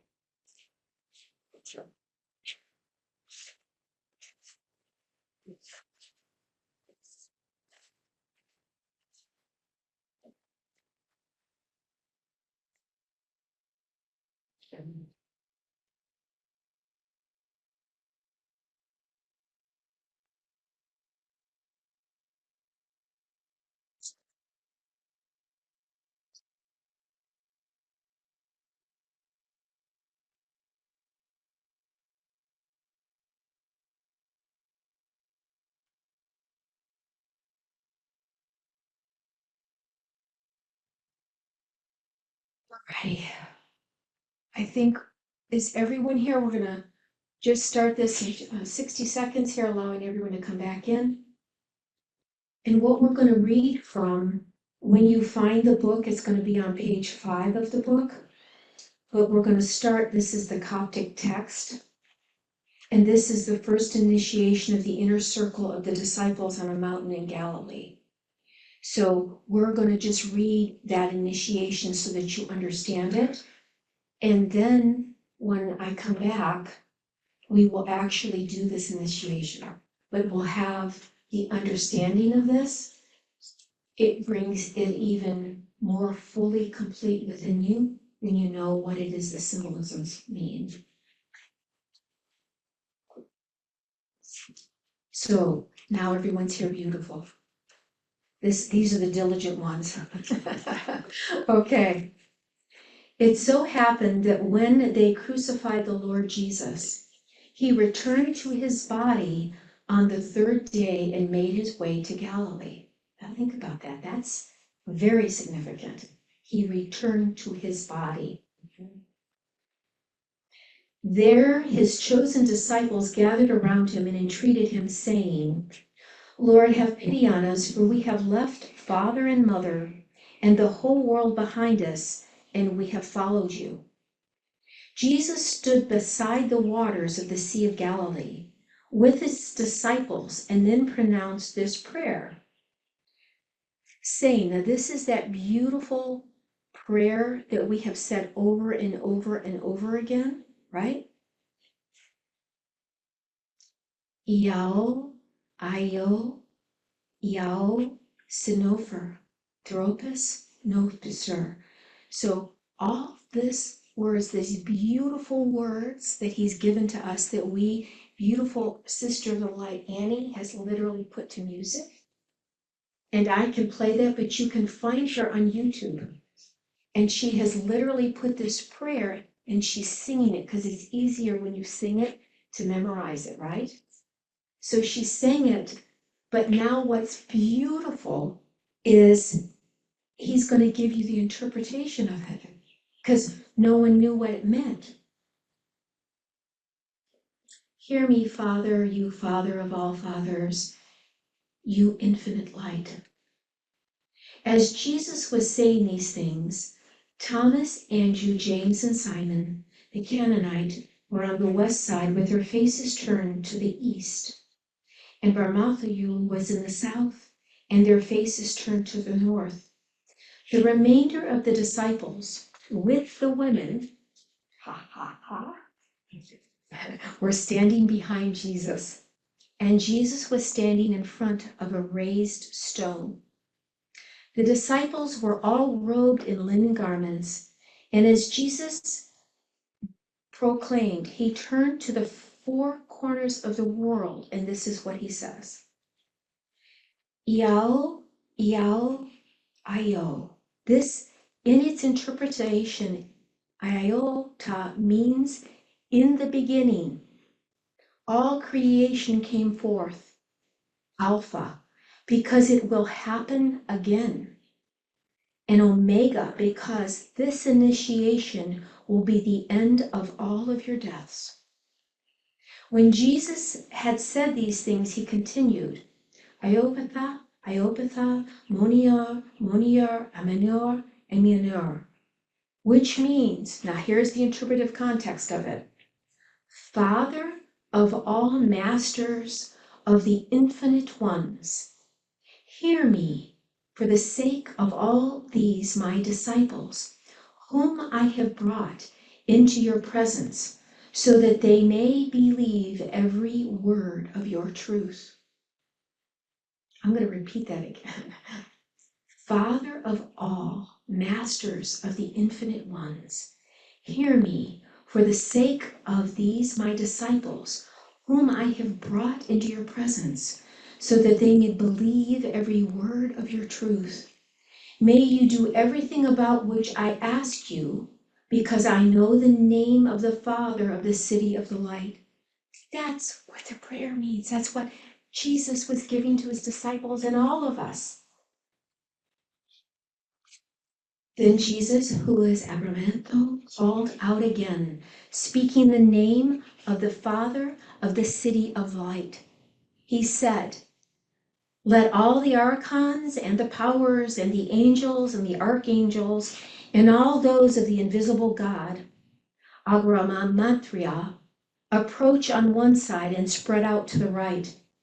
And at that moment, the astral region appeared in the west with all of its eons, and the sphere and its archons and all their powers. They all spread out to the west as far as the left of the disk of the sun and the disk of the moon. The whole world, with the mountains and the seas, appeared to move to the left, to the west. But Jesus and his disciples remained in the middle, in an airy place on the path of the way of the middle, which is below the sphere. And they came to the first section of the path of the middle, and Jesus stood in the air of the place of the middle with his disciples. Then the disciples of Jesus said to him, "What is this place in which we are?" And Jesus said, "This is the place of the path of the middle. When the archons under Adamus," he's a bad one, right? "Rebelled, they attracted to themselves other archons and archangels and assistants and deacons, because they continued to practice the black arts." Then Jeu, right? That's in, we're probably going to have a course on this with Annie, Sharon, Elizabeth, and I. Both, we have each a puzzle piece of that, so we can go into that in more depth, okay? But this is where he's calling it, the master of my master. So Christ is giving him that title, came over from the place of the right. The place of the right's good, right? And banished them to the flashing sphere. There were 12 regions on the astral plane. Sabbath the Adamus ruled as head archon over 6 of them, while his colleague Yabioth ruled over the other 6. When Yabioth came to believe in the initiation of the light, that's the redemption. Remember I spoke about that? That's Darth Vader. Luke Skywalker redeemed him, right? Through love. He finds his faith again. Together with the archons, he abandoned the practice of the black arts. So now you have the archons starting to get redeemed. But Sabbath the Adamus continued to be involved with the black arts. And when you, the master of my master, saw that Sabbath believed, he carried him up with all the archons who had believed with him and received him into the sphere. So he's receiving when they have the redemption, right? He took them to a place of pure air where the sun shone between the place of the middle and those of the invisible God. He established Sabbath there with the archons that had believed in him, and he carried off Sabbath the Adamus with the archons who did not practice the mysteries of the initiations of the light, but continued to practice the black arts. And he banishes them to the flashing sphere. So he allows, through this initiation, the archons to be redeemed, them to be received back into the light, right? Darth Vader is received. And then the ones that just refused, he banishes them to the lower sphere. He appointed 1,800 archons in each aeon, and he places 360 over them. He appoints 5 other archons to rule over the 360 and over all the archons which he appointed. In all the world of mankind, these 5 archons are known by the following names. The first is called Kronos. We've heard that one before. The second is Aries. The third is Hermes. The fourth is Apocryphite. And the fifth is Zeus. He's naming them in Greek terms that now we can start to place this, right, in the legends of the Greek gods. Jesus continues his discourse and said, "Now listen to what I have to tell you about these mysteries. When you had appointed them, he drew a power out of the great invisible one and bound it to the one who was called Kronos. And he drew a power out of Ibrismantho, Ibiathu, who is one of them, triple-powered gods, and bound it into Aries. And he drew a power out of Banchiok, who is also one of the 3 triple-powered gods, and bound it into Hermes." So he's telling you that he's placing those powers, right, in those gods. Then said again, he drew a power out of Pistis Sophia, the daughter of Barbello, and bounded into Ecropite. Then again, furthermore, you saw that the five needed a rudder in order to guide the world. So these are the good guys, right? As well as the regions of the sphere, lest they be destroyed by the wickedness of the negative powers. So he went into the place of the middle and drew out a power from Sabaoth the good, the gentle, and he bounded into Zeus, because he was so good, so that he might guide the others with his goodness. For the first time I have told you the names of these five great rulers, by which men of the world address them. Now hear that. That's the names that were bestowed that we remember. That's in the legends. He's given you the names that you would remember. That's what Christ has given you. Listen again while I tell you of their heavenly names also. So they had a name on earth, but they also have heavenly names, right? So he's giving you the heavenly names. Orbemuth corresponds to Kronos. Mimionophor corresponds to Aries. Tabriothu corresponds to Hermes. Hosea corresponds to Apocryphy, and Chrona corresponds to Zeus. These are the heavenly names. So all he's telling you is in that prayer, those are the gods. Now, so when we sing the prayer, those are the heavenly names of the gods that we remember, that were instructed here, the good ones on earth, that we remember with their Greek names. Does that make sense now? When the disciples heard these things, they prostrated themselves and worshiped Jesus, saying, "Blessed are we beyond all men, because you have revealed the great marvels to us." They continued to entreat him by saying, "We beg you to reveal to us what are these paths." Then Mary Magdalene approached him, and she prostrated herself. She worshipped at his feet, and she kissed his hands. And she said, "My Lord, explain to us the purpose of these paths of the middle, for we have heard from you that they are places where severe punishments take place. How, my Lord, shall we escape these, or be released from them? Or how are our souls seized, and how long do they undergo their punishments? Have pity on us, our Lord and Savior, lest the angels of the judgments of the middle carry off our souls, and lest they judge us worthy to their evil punishments. Have pity on us, so that we ourselves may inherit the light of your Father, and so that we may not be wretched and separated from you." After Mary had said these things, weeping, Jesus replied with great compassion, "My brothers and my beloved ones, who have left father and mother for the sake of my Nam," that's the dove, the Sab, right? "I promise you that I shall give you the secrets of the 12 regions and the archons, and of their signs and passwords, and how you should communicate with them in order to gain entry to those places." He's giving us those keys. The problem is some of them is in cipher. So we have the words that are here, but they're written in cipher, and I don't know the cipher. So that'll be our next quest, is to find the cipher that they used so we can unlock the exact how we have to pronounce them. "I shall give you the practices of the right, our place with its secret signs and its passwords, and how to communicate in order to go there. And I shall give you the great secret of the city of light and how to communicate in order to go there. I shall give you all the secrets and all knowledge, that you may be called sons of Paroma, complete in all knowledge and in all mysteries." That's our inheritance. That's what Christ is trying to give us, right? "You are blessed beyond all men on the earth, for the sons of the light, the living master, have come in your time." Jesus continues and says, "After the things that I was telling you about, you, the master of my master, arrived in the 12th region. He carried off another 360 archons from among the archons of Adamas, who did not believe in the initiation of the light. He banished them to these airy places which are below the sphere.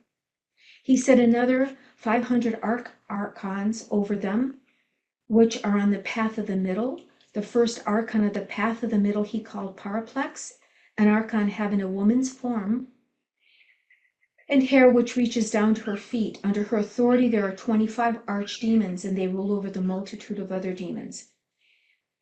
So they continue, he's showing you what he's doing there and who's over them. But remember, Jesus has stripped them of their light, and he's also giving the disciples the initiation how to not be confused and have the secret signs and passwords and how to go up. And he's going to, they gift us humanity with the same set, right? So we can avoid all this. Mary said, "My Lord, tell us how souls are carried off by theft so that my brothers may also understand." Jesus, who is Aberranthos, said, "Since the master of my master, who is you, is the organizer of all the archons and the gods and powers which have come into existence through the light of the city of light. And Zarathustra, Melchizedek, is in charge of all the lights which are purified by the archons. When these two go into the city of light, then they alone are the superior lights. Their ranks is so high that when they descend to the level of the archons, the light and the archons are purified within them. Literally, they're so high and pure that when they come into contact with the archons, they're purified immediately. That's the power of that light. When the instruction is given for you and Melchizedek to descend to the level of the archons, they compel the archons to give up the light that they have been purified and take it with them. And when they have released the archons, they withdraw towards the places of the city of light. They go all the way back up. When they reach the places of the middle, Zarathustra, Melchizedek, carries the lights and takes them through the gates of those of the middle into the city of the light. And you himself also withdraws to the places of those of the right until the time of the next instruction to go forth again. So you have them coming in, purifying, going back up and waiting for the call, the petition for the instruction to go back forth again, right? So that one grade level is done, completed, and now they come and do another one. Do you see that? Now, I went through this a little bit and I don't want to continue with that, but what they're going through here, and you can find this is in the prologue, that was the punishment of the rebellious archons. So remember I was telling you, Jesus is instructing them, you have to do 6 months, you have to do a year. He's giving them instructions on what they have to do and the punishments, right? So that's where that goes. And then, because it's already 12:30, let me go back through the purification of the world. And Jesus said to his disciples, "Come close to me." And they came close to him, and he turned to the 4 corners of the world. He spoke the great name over their heads. Remember the fire? Remember you see that in that the icon, the symbols, the fire? Here, that's what he's doing. Now we even have more information on what created the crown, the fire, right? And they came closer to him, and he turns to the 4 corners of the world. He spoke the great name over their heads. He blessed them.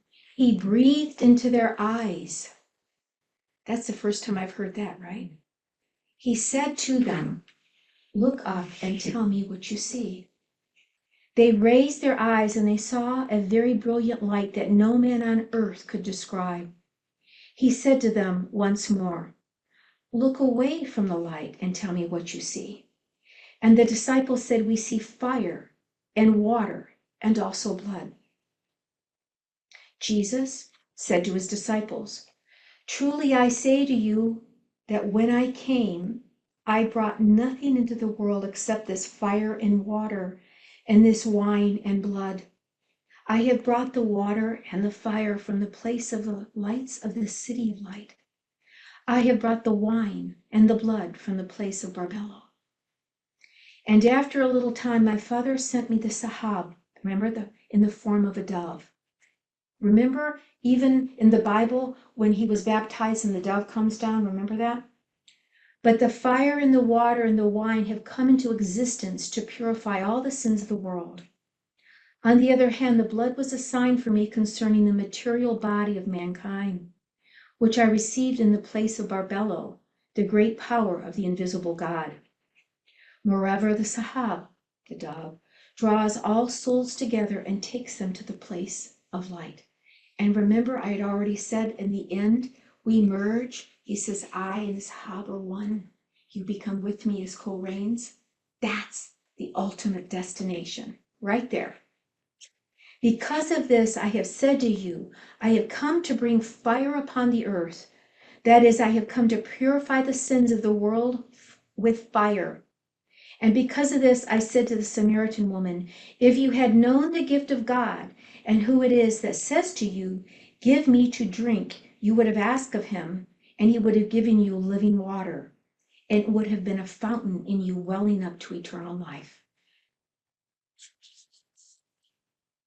And because of this also, I took a cup of wine and blessed it and gave it to you, saying, this is the blood of the covenant, which will be shed for you for the forgiveness of your sins. And also because of this, the spear was thrust into my side, and then came forth water and blood. Moreover, these are the mysteries of the light, which clear karmas. So it's not just in this life, but in all the other lifetimes. That's what part of the initiation is. It's clearing our karma so we don't have the repeat performance, right? And they are allegorical expressions of the names of the light. Now, this is where I like O'Brien, because this is what he's going to give you, because remember, he studied all the religions in the Eastern, Western, the Druidic, all of the Oriental. He said, this is a difficult passage, but the clue to its true meaning lies in the last few words. The Greek word amnesia meant false or pretended names, hence the interpretation of allegorical expressions. Viewed in this light, the terms fire and water and wine and blood can take on new meanings. For fire should be read possibly as strife, for water should be read harmony. You see that? That's what they represent. Wine was a common Gnostic alternative. Wait for it. Spiritual love. That's what the symbolism meant. And intoxication, right, meant spiritual ecstasy. Blood stood for sacrifice. Not the blood, right? Not drinking of the blood, right? For sacrifice. And particularly for the supreme sacrifice of death. Because that's what the saints were going through. That's what we have to go through, right? In this allegorical interpretation, the disciples saw strife leading to purification.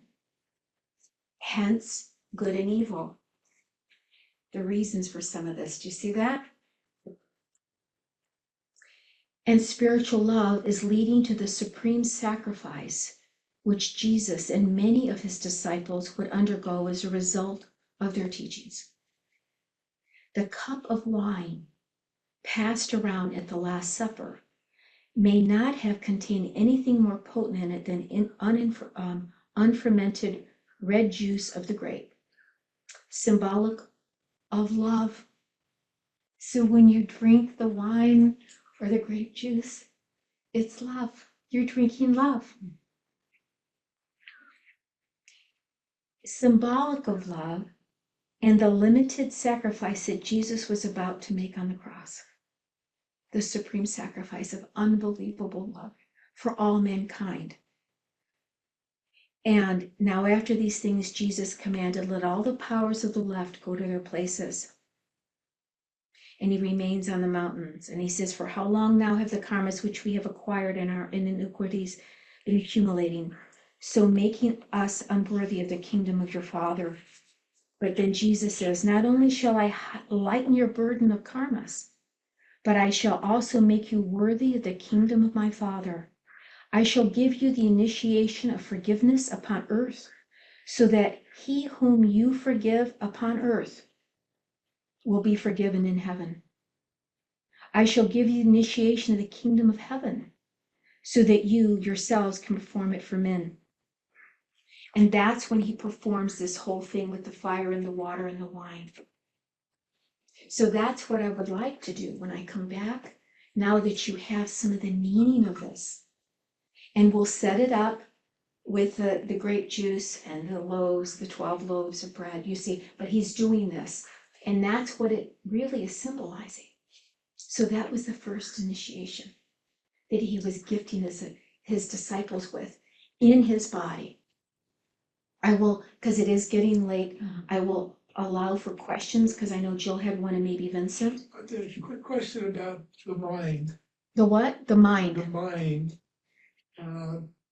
Is that analogous to the ego in the Course in Miracles, the way they discuss it? Well, I haven't done the entire Course in Miracles, so I don't know if I can, if it's ego, I'm sure it's included in ego, right? But the mind can be confused, we can be tricked. I also take it like the logic too, right? We can think things and just have distortions. I'm a mental health counselor. I can tell you that even in group therapy, people they say one thing, the other person hears another. So it's the mind has filters on it. And so you're not receiving the entire truth because you have filters and distortions. So I think that's what this is alluding to. Our mind can deceive us. We can think we know something and not have enough information on it. Because why? The veil of forgetfulness. We've drunk from the cup of, forgetfulness, the drought, and we can be tricked. So that's what I think it's alluding to. Ego is probably one of the vices. People get boastful, arrogant. They go through the vices, of all the deceptions, the lies, the jealousies. That's it. But the mind itself can be deceived because we can just not know the full information. On the other side, all the near-death people, and I'm gonna get what I experienced, there is no deception because you telepathically can feel everyone. So we can't deceive when you are really merged with the other person, right? But can we be deceived here with our minds? Someone can fool you. They can cloak themselves. Even in the Bible, can you be a wolf in sheep's clothing and be deceived? Yes, they can profess to say this one thing and have something underneath them that they want to have done, right? What, Jim? Sister Sophia speaks of the counterfeit. The counterfeit, Spirit. counterfeit spirits. We're born with a counterfeit, which ego, mind, it's a distortion, the counterfeit. The or counterfeit inversion. understanding, the difference between a real understanding and a fake perception. Yes. So I would like to offer the consideration of what do you identify with? Identification. In the moment we identify with mind, in the moment it's equals to ego in as far as the aspect of limitation. And we are not limited, Right. therefore the come of the soul. Mhm. So the bridge as well as the solution could be the consideration and the contemplation of identification. Right, what we identify with, right? Yeah. Yeah, is what she's saying. Yes. So can we identify with a higher wisdom? Yes. But it's kind of basic. Even Plato spoke of this. What's our journey? Overcoming the vices, acquiring the virtues. But again, having that openness, that willingness, that curiosity. What did Jesus say? Be pure in spirit like a child. Purity. But you can receive more knowledge that way too, instead of thinking you know it all. Well, Yes. that's the purity, that's your instinct. Instinct, you. yes, the faith, right, Yeah, the spirit that's- that's connected can't maybe hear more you. divinely, right? And maybe not always the intellect, because you cannot find enlightenment through the intellect. It can only kind of get you close, but you have to have the faith, the love. There's a whole nother, that's the peace that passes all understanding, Vincent. And we cannot find the enlightenment, right, through the intellect alone. I know, Joe, you had a question. I thought I heard you say the archons created the soul. No, I they don't- did not. They did not create the souls. They cannot, the light that was taken went all the way up. So the higher heights so that they could create more souls in the worlds. The archons, and we can find that in there on the page, but the archons can't create the souls. What they can do is distract and confuse them. Do you see that? But the souls are immortal. They cannot hurt they can't, what I said, they can't destroy our souls. So, and we'll confirm that. They cannot destroy our souls. They only can confuse us. And the other thing is, we got the whole universe. We got ETs, all kinds of species out there. And you said, we will be Co-reigns. elevated, Right. even above angels, etc. Well, what about them all out there? I mean, they've gone through trials and suffering and Oh, yes. torture and pain. So I'm kind of looking at them and saying, is this just in our realm of humans, or does it encompass the whole universe? I think it encompasses the whole universe. It's souls. Now, Christ is speaking because his disciples in earth, they weren't talking about ETs back then. So he has to speak in the time. You have to realize this is 2,000 years ago, right? So he's speaking to his initiates at the time. Jesus also said, my Father's house is a house of many mansions, or just a house of many dimensions. Souls, can we occupy a human body? Can we occupy another dimensional body in another time? Can we go to another planet, another dimension? Can we have another body vehicle? Yes. Yeah, we could have another body, but not all of us have these other bodies. And so what happens to them? They have Because bodies. we're the human, ETs. and we're saying human. Maybe I'm misunderstanding still. I'm getting this concept of a human Okay. being versus other species. And we're the only ones. Our soul's here, but our soul also goes into theirs too. So maybe because it goes into the others, that they too, even though they're not a human being, it might be another species. Yes. Do they? But they can drop the body. What I'm trying to say is, this is what I think. Jesus is talking to his disciples during that time. He didn't speak of ETs because they didn't have that in their soul consciousness, their verbiage at the time. But he's saying souls are immortal. They cannot be destroyed. We also know reincarnation. We know the fates, the recycling, right? Can we reincarnate? Can we ourselves have been in another ET body? Yes.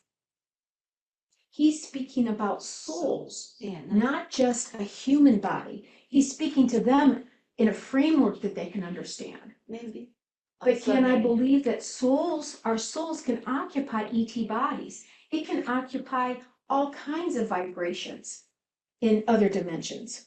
It's the soul, the immortality of the soul. And it can take shape in a vehicle, maybe that's not human, right? Can go into all kinds of things. So the souls also, even not even the word also, but the souls in other ET bodies get that same privilege, if you will, and then they're higher than the angels and all this. It's the souls, yes, Okay, yes, yes. Because this is it's material, we drop it. And what is even Christ saying in this initiation? Disregard the physical. Get loose from it. It's the unshakability of the immortal soul. And that's what's going all the way up. If he's forgiving archons and giving them a way to redemption, you don't think he's going to allow that for all the rest of the species and all the vibrations of the universe and the creations? Yes. Maybe for me, help me when I was studying Buddhism. For how that have 1,000 arm Avalokiteshvara and have all these Buddhas with different many multiple head and things, but that have one body, but that have this multiple heads, aspects. So that's how you in this body But this body, you have many dimensions because you are a friend, you are a teacher, you are a cleaning lady. So it's all different Roles. dimensions. Different you are, roles. but you have different roles. But Roles. you have one body, but your dimension is It's for roles. time You play things. different roles. Yes, Yeah, I just exactly. wanted to. But Does then that you make have sense? different Yeah. dimensions when So- you can Yeah. be a teacher or can be a Yeah, mother. Yeah, You're Keisha not got the it. same. Yep. So you're just moving. But it continues. It's Yes, the souls. yes. Yes. My question would like to be, so the teaching of Jesus as it occurred after his crucifixion. Yes. I always have a desire to, may I associate with that also the event of Pentecost then? Is that part of that when he appears in the light, and teaches on that level? Yes, you Is would it- think, is right? it that- It's the correct. it's the Yeah. flame, the fire, right? Yeah. Mhm. So Like you on the have apostles and you yes. see the yod, Mhm. yes, Right. all of that. Yes. Yes. Gregory. Just a couple of, not questions so much as comments, that when you're describing going to the left, to the right, and how the time duration reminded me, we've all learned about purgatory. You go to Mhm. purgatory for a certain amount of time. And I was a little confused about the other gods, because that sounded to me like no false gods. So I think what they're referencing there is on all the different higher dimensions, it goes all the way up. So Christ himself, they're saying he was from source, but are these other dimensions? And they're representative, like they were talking of Chronos. Do you see? And he's giving them other powers. So in the Pistis Sophia, if you remember the powers, that's just a easy word that we would utilize to understand like a god, that kind of power, the power from that light sphere Hmm. is what they're referencing there. Yeah, I guess just the word God and, Right. worshiping other gods, I think. And he we wasn't, have a- right, he wasn't talking, he says, Christ is giving you the path as you up going into the higher dimensions, you understand the person that's there representing that light, the higher you go, that has the power of the good. So it's not like we're worshiping them. It's you unlock the information to be given to you by knowing the name. Yeah. And he mentioned the middle way, which reminded me of, Buddhism, the middle way. Mhm. So there are a lot of overlap. Parallels. Yeah. And when Jesus healed his body before he ascended, then where does Thomas come in with doubting Thomas? who Well, that wanted to made see complete sense his to me. wounds? Yeah. Because the Rosicrucians have said this, but now this is saying it, Yeah. right? So that makes sense that he appears to them and he said, touch my hands. Well, Does he- Thomas wanted to feel his wounds. Yes, But he had healed himself before he ascended. So did he come back with wounds? The scars. he, Scars. scars, Yeah. Vincent is saying scars, right? Yeah. And even Thomas is touching him and saying, yes, this is you, my Lord, right? Yeah. So he could heal his body. Like Vincent said, could there have been scars? Yes. But then he still goes through the ascension process with the robe of lights. He still goes up and down, but then finally he totally ascends. Do you see? But it's interesting that he doesn't fully ascend until his disciples are fully informed and given the power to really do what they must do. So the resurrection actually doesn't happen, does it? 3 days after his He comes crucifixion? back. No, he comes He back comes in a back. healed This is the body. risen Jesus. Is the right, Christ risen talking. Jesus, but he has his body with him. Yeah. And then later he ascends fully after everyone has got all the information and he goes into the higher heights with the robe of light, right? So does he ascend in 3 days or not?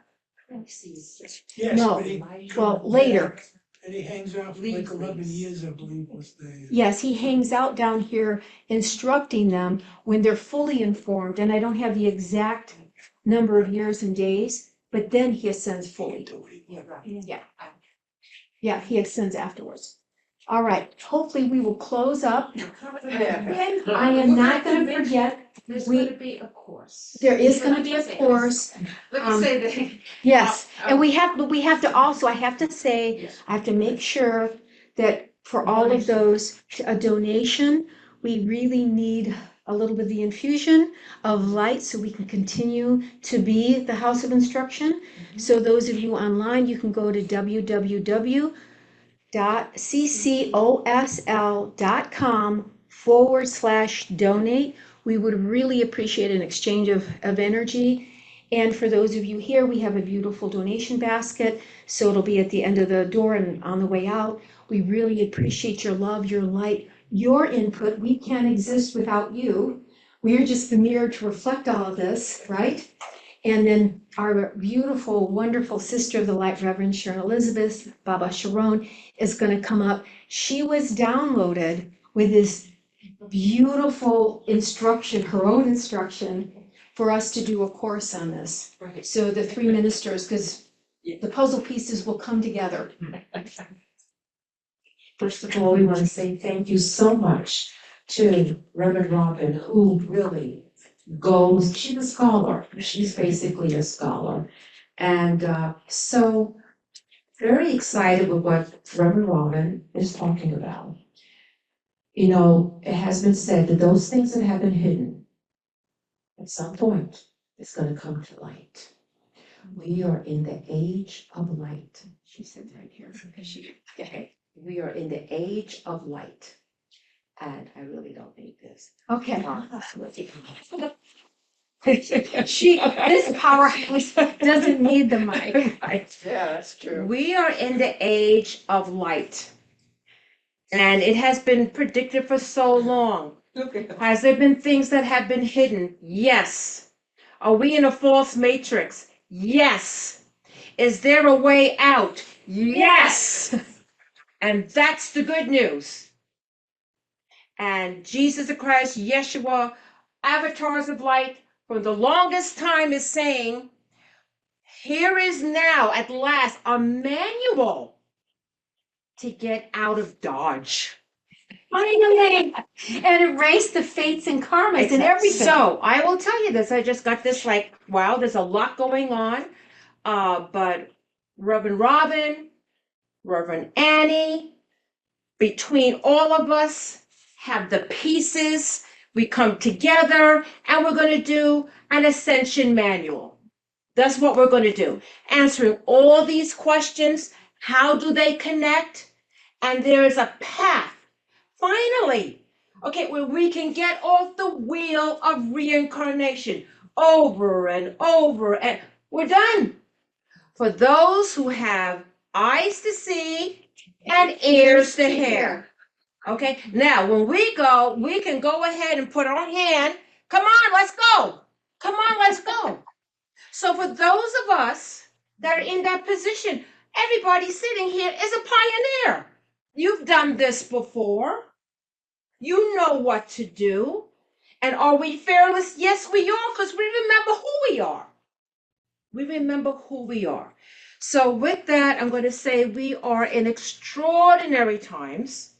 Okay, and for those who have the eyes to see and ears to hear, we are needed now more than ever, because we are in a world of choice.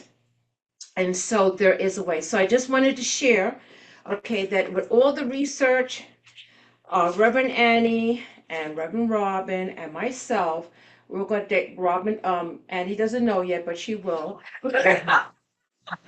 We're going to get together in our collective understanding of all this ancient stuff and bring it together in a way that says, here it is. I want to say each and everything that we do, like we just had the Sophia Code, we have Pista Sophia, we have the Keys of Enoch, we have Theosophy, we have all our particular paths are all taking those golden nuggets that we come together collectively, because we're all needed. Each and every one of us have, here's my puzzle piece, here's my puzzle piece, to bring up the momentum to where we can click it all together and be able to exit out of this. I think we've gone through it quite a few They are times. the disciples. Yes, Jesus was absolutely. saying, we are the disciples Right, and given right. this knowledge. And we are working very closely with the ascended realms of light. Why? Because we're resonant fields.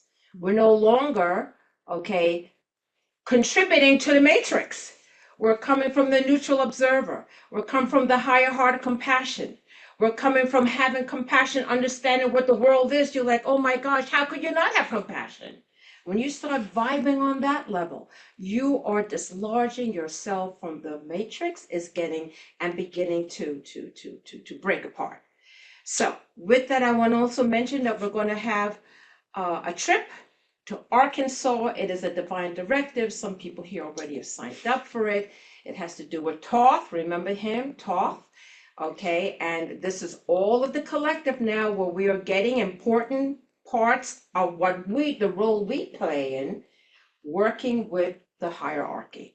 We are part of the hierarchy. We are the boots on the ground. So with that, I'm going to say namaste. Thank you so much. And be sure to check out our website with all the amazing events that are all taking kinds of place. things coming. Okay. And I will close with this, that in the book, it was telling you that when Melchizedek and you came down into the lower echelons, their light was so magnificent, they purified even the archons. Just purified it.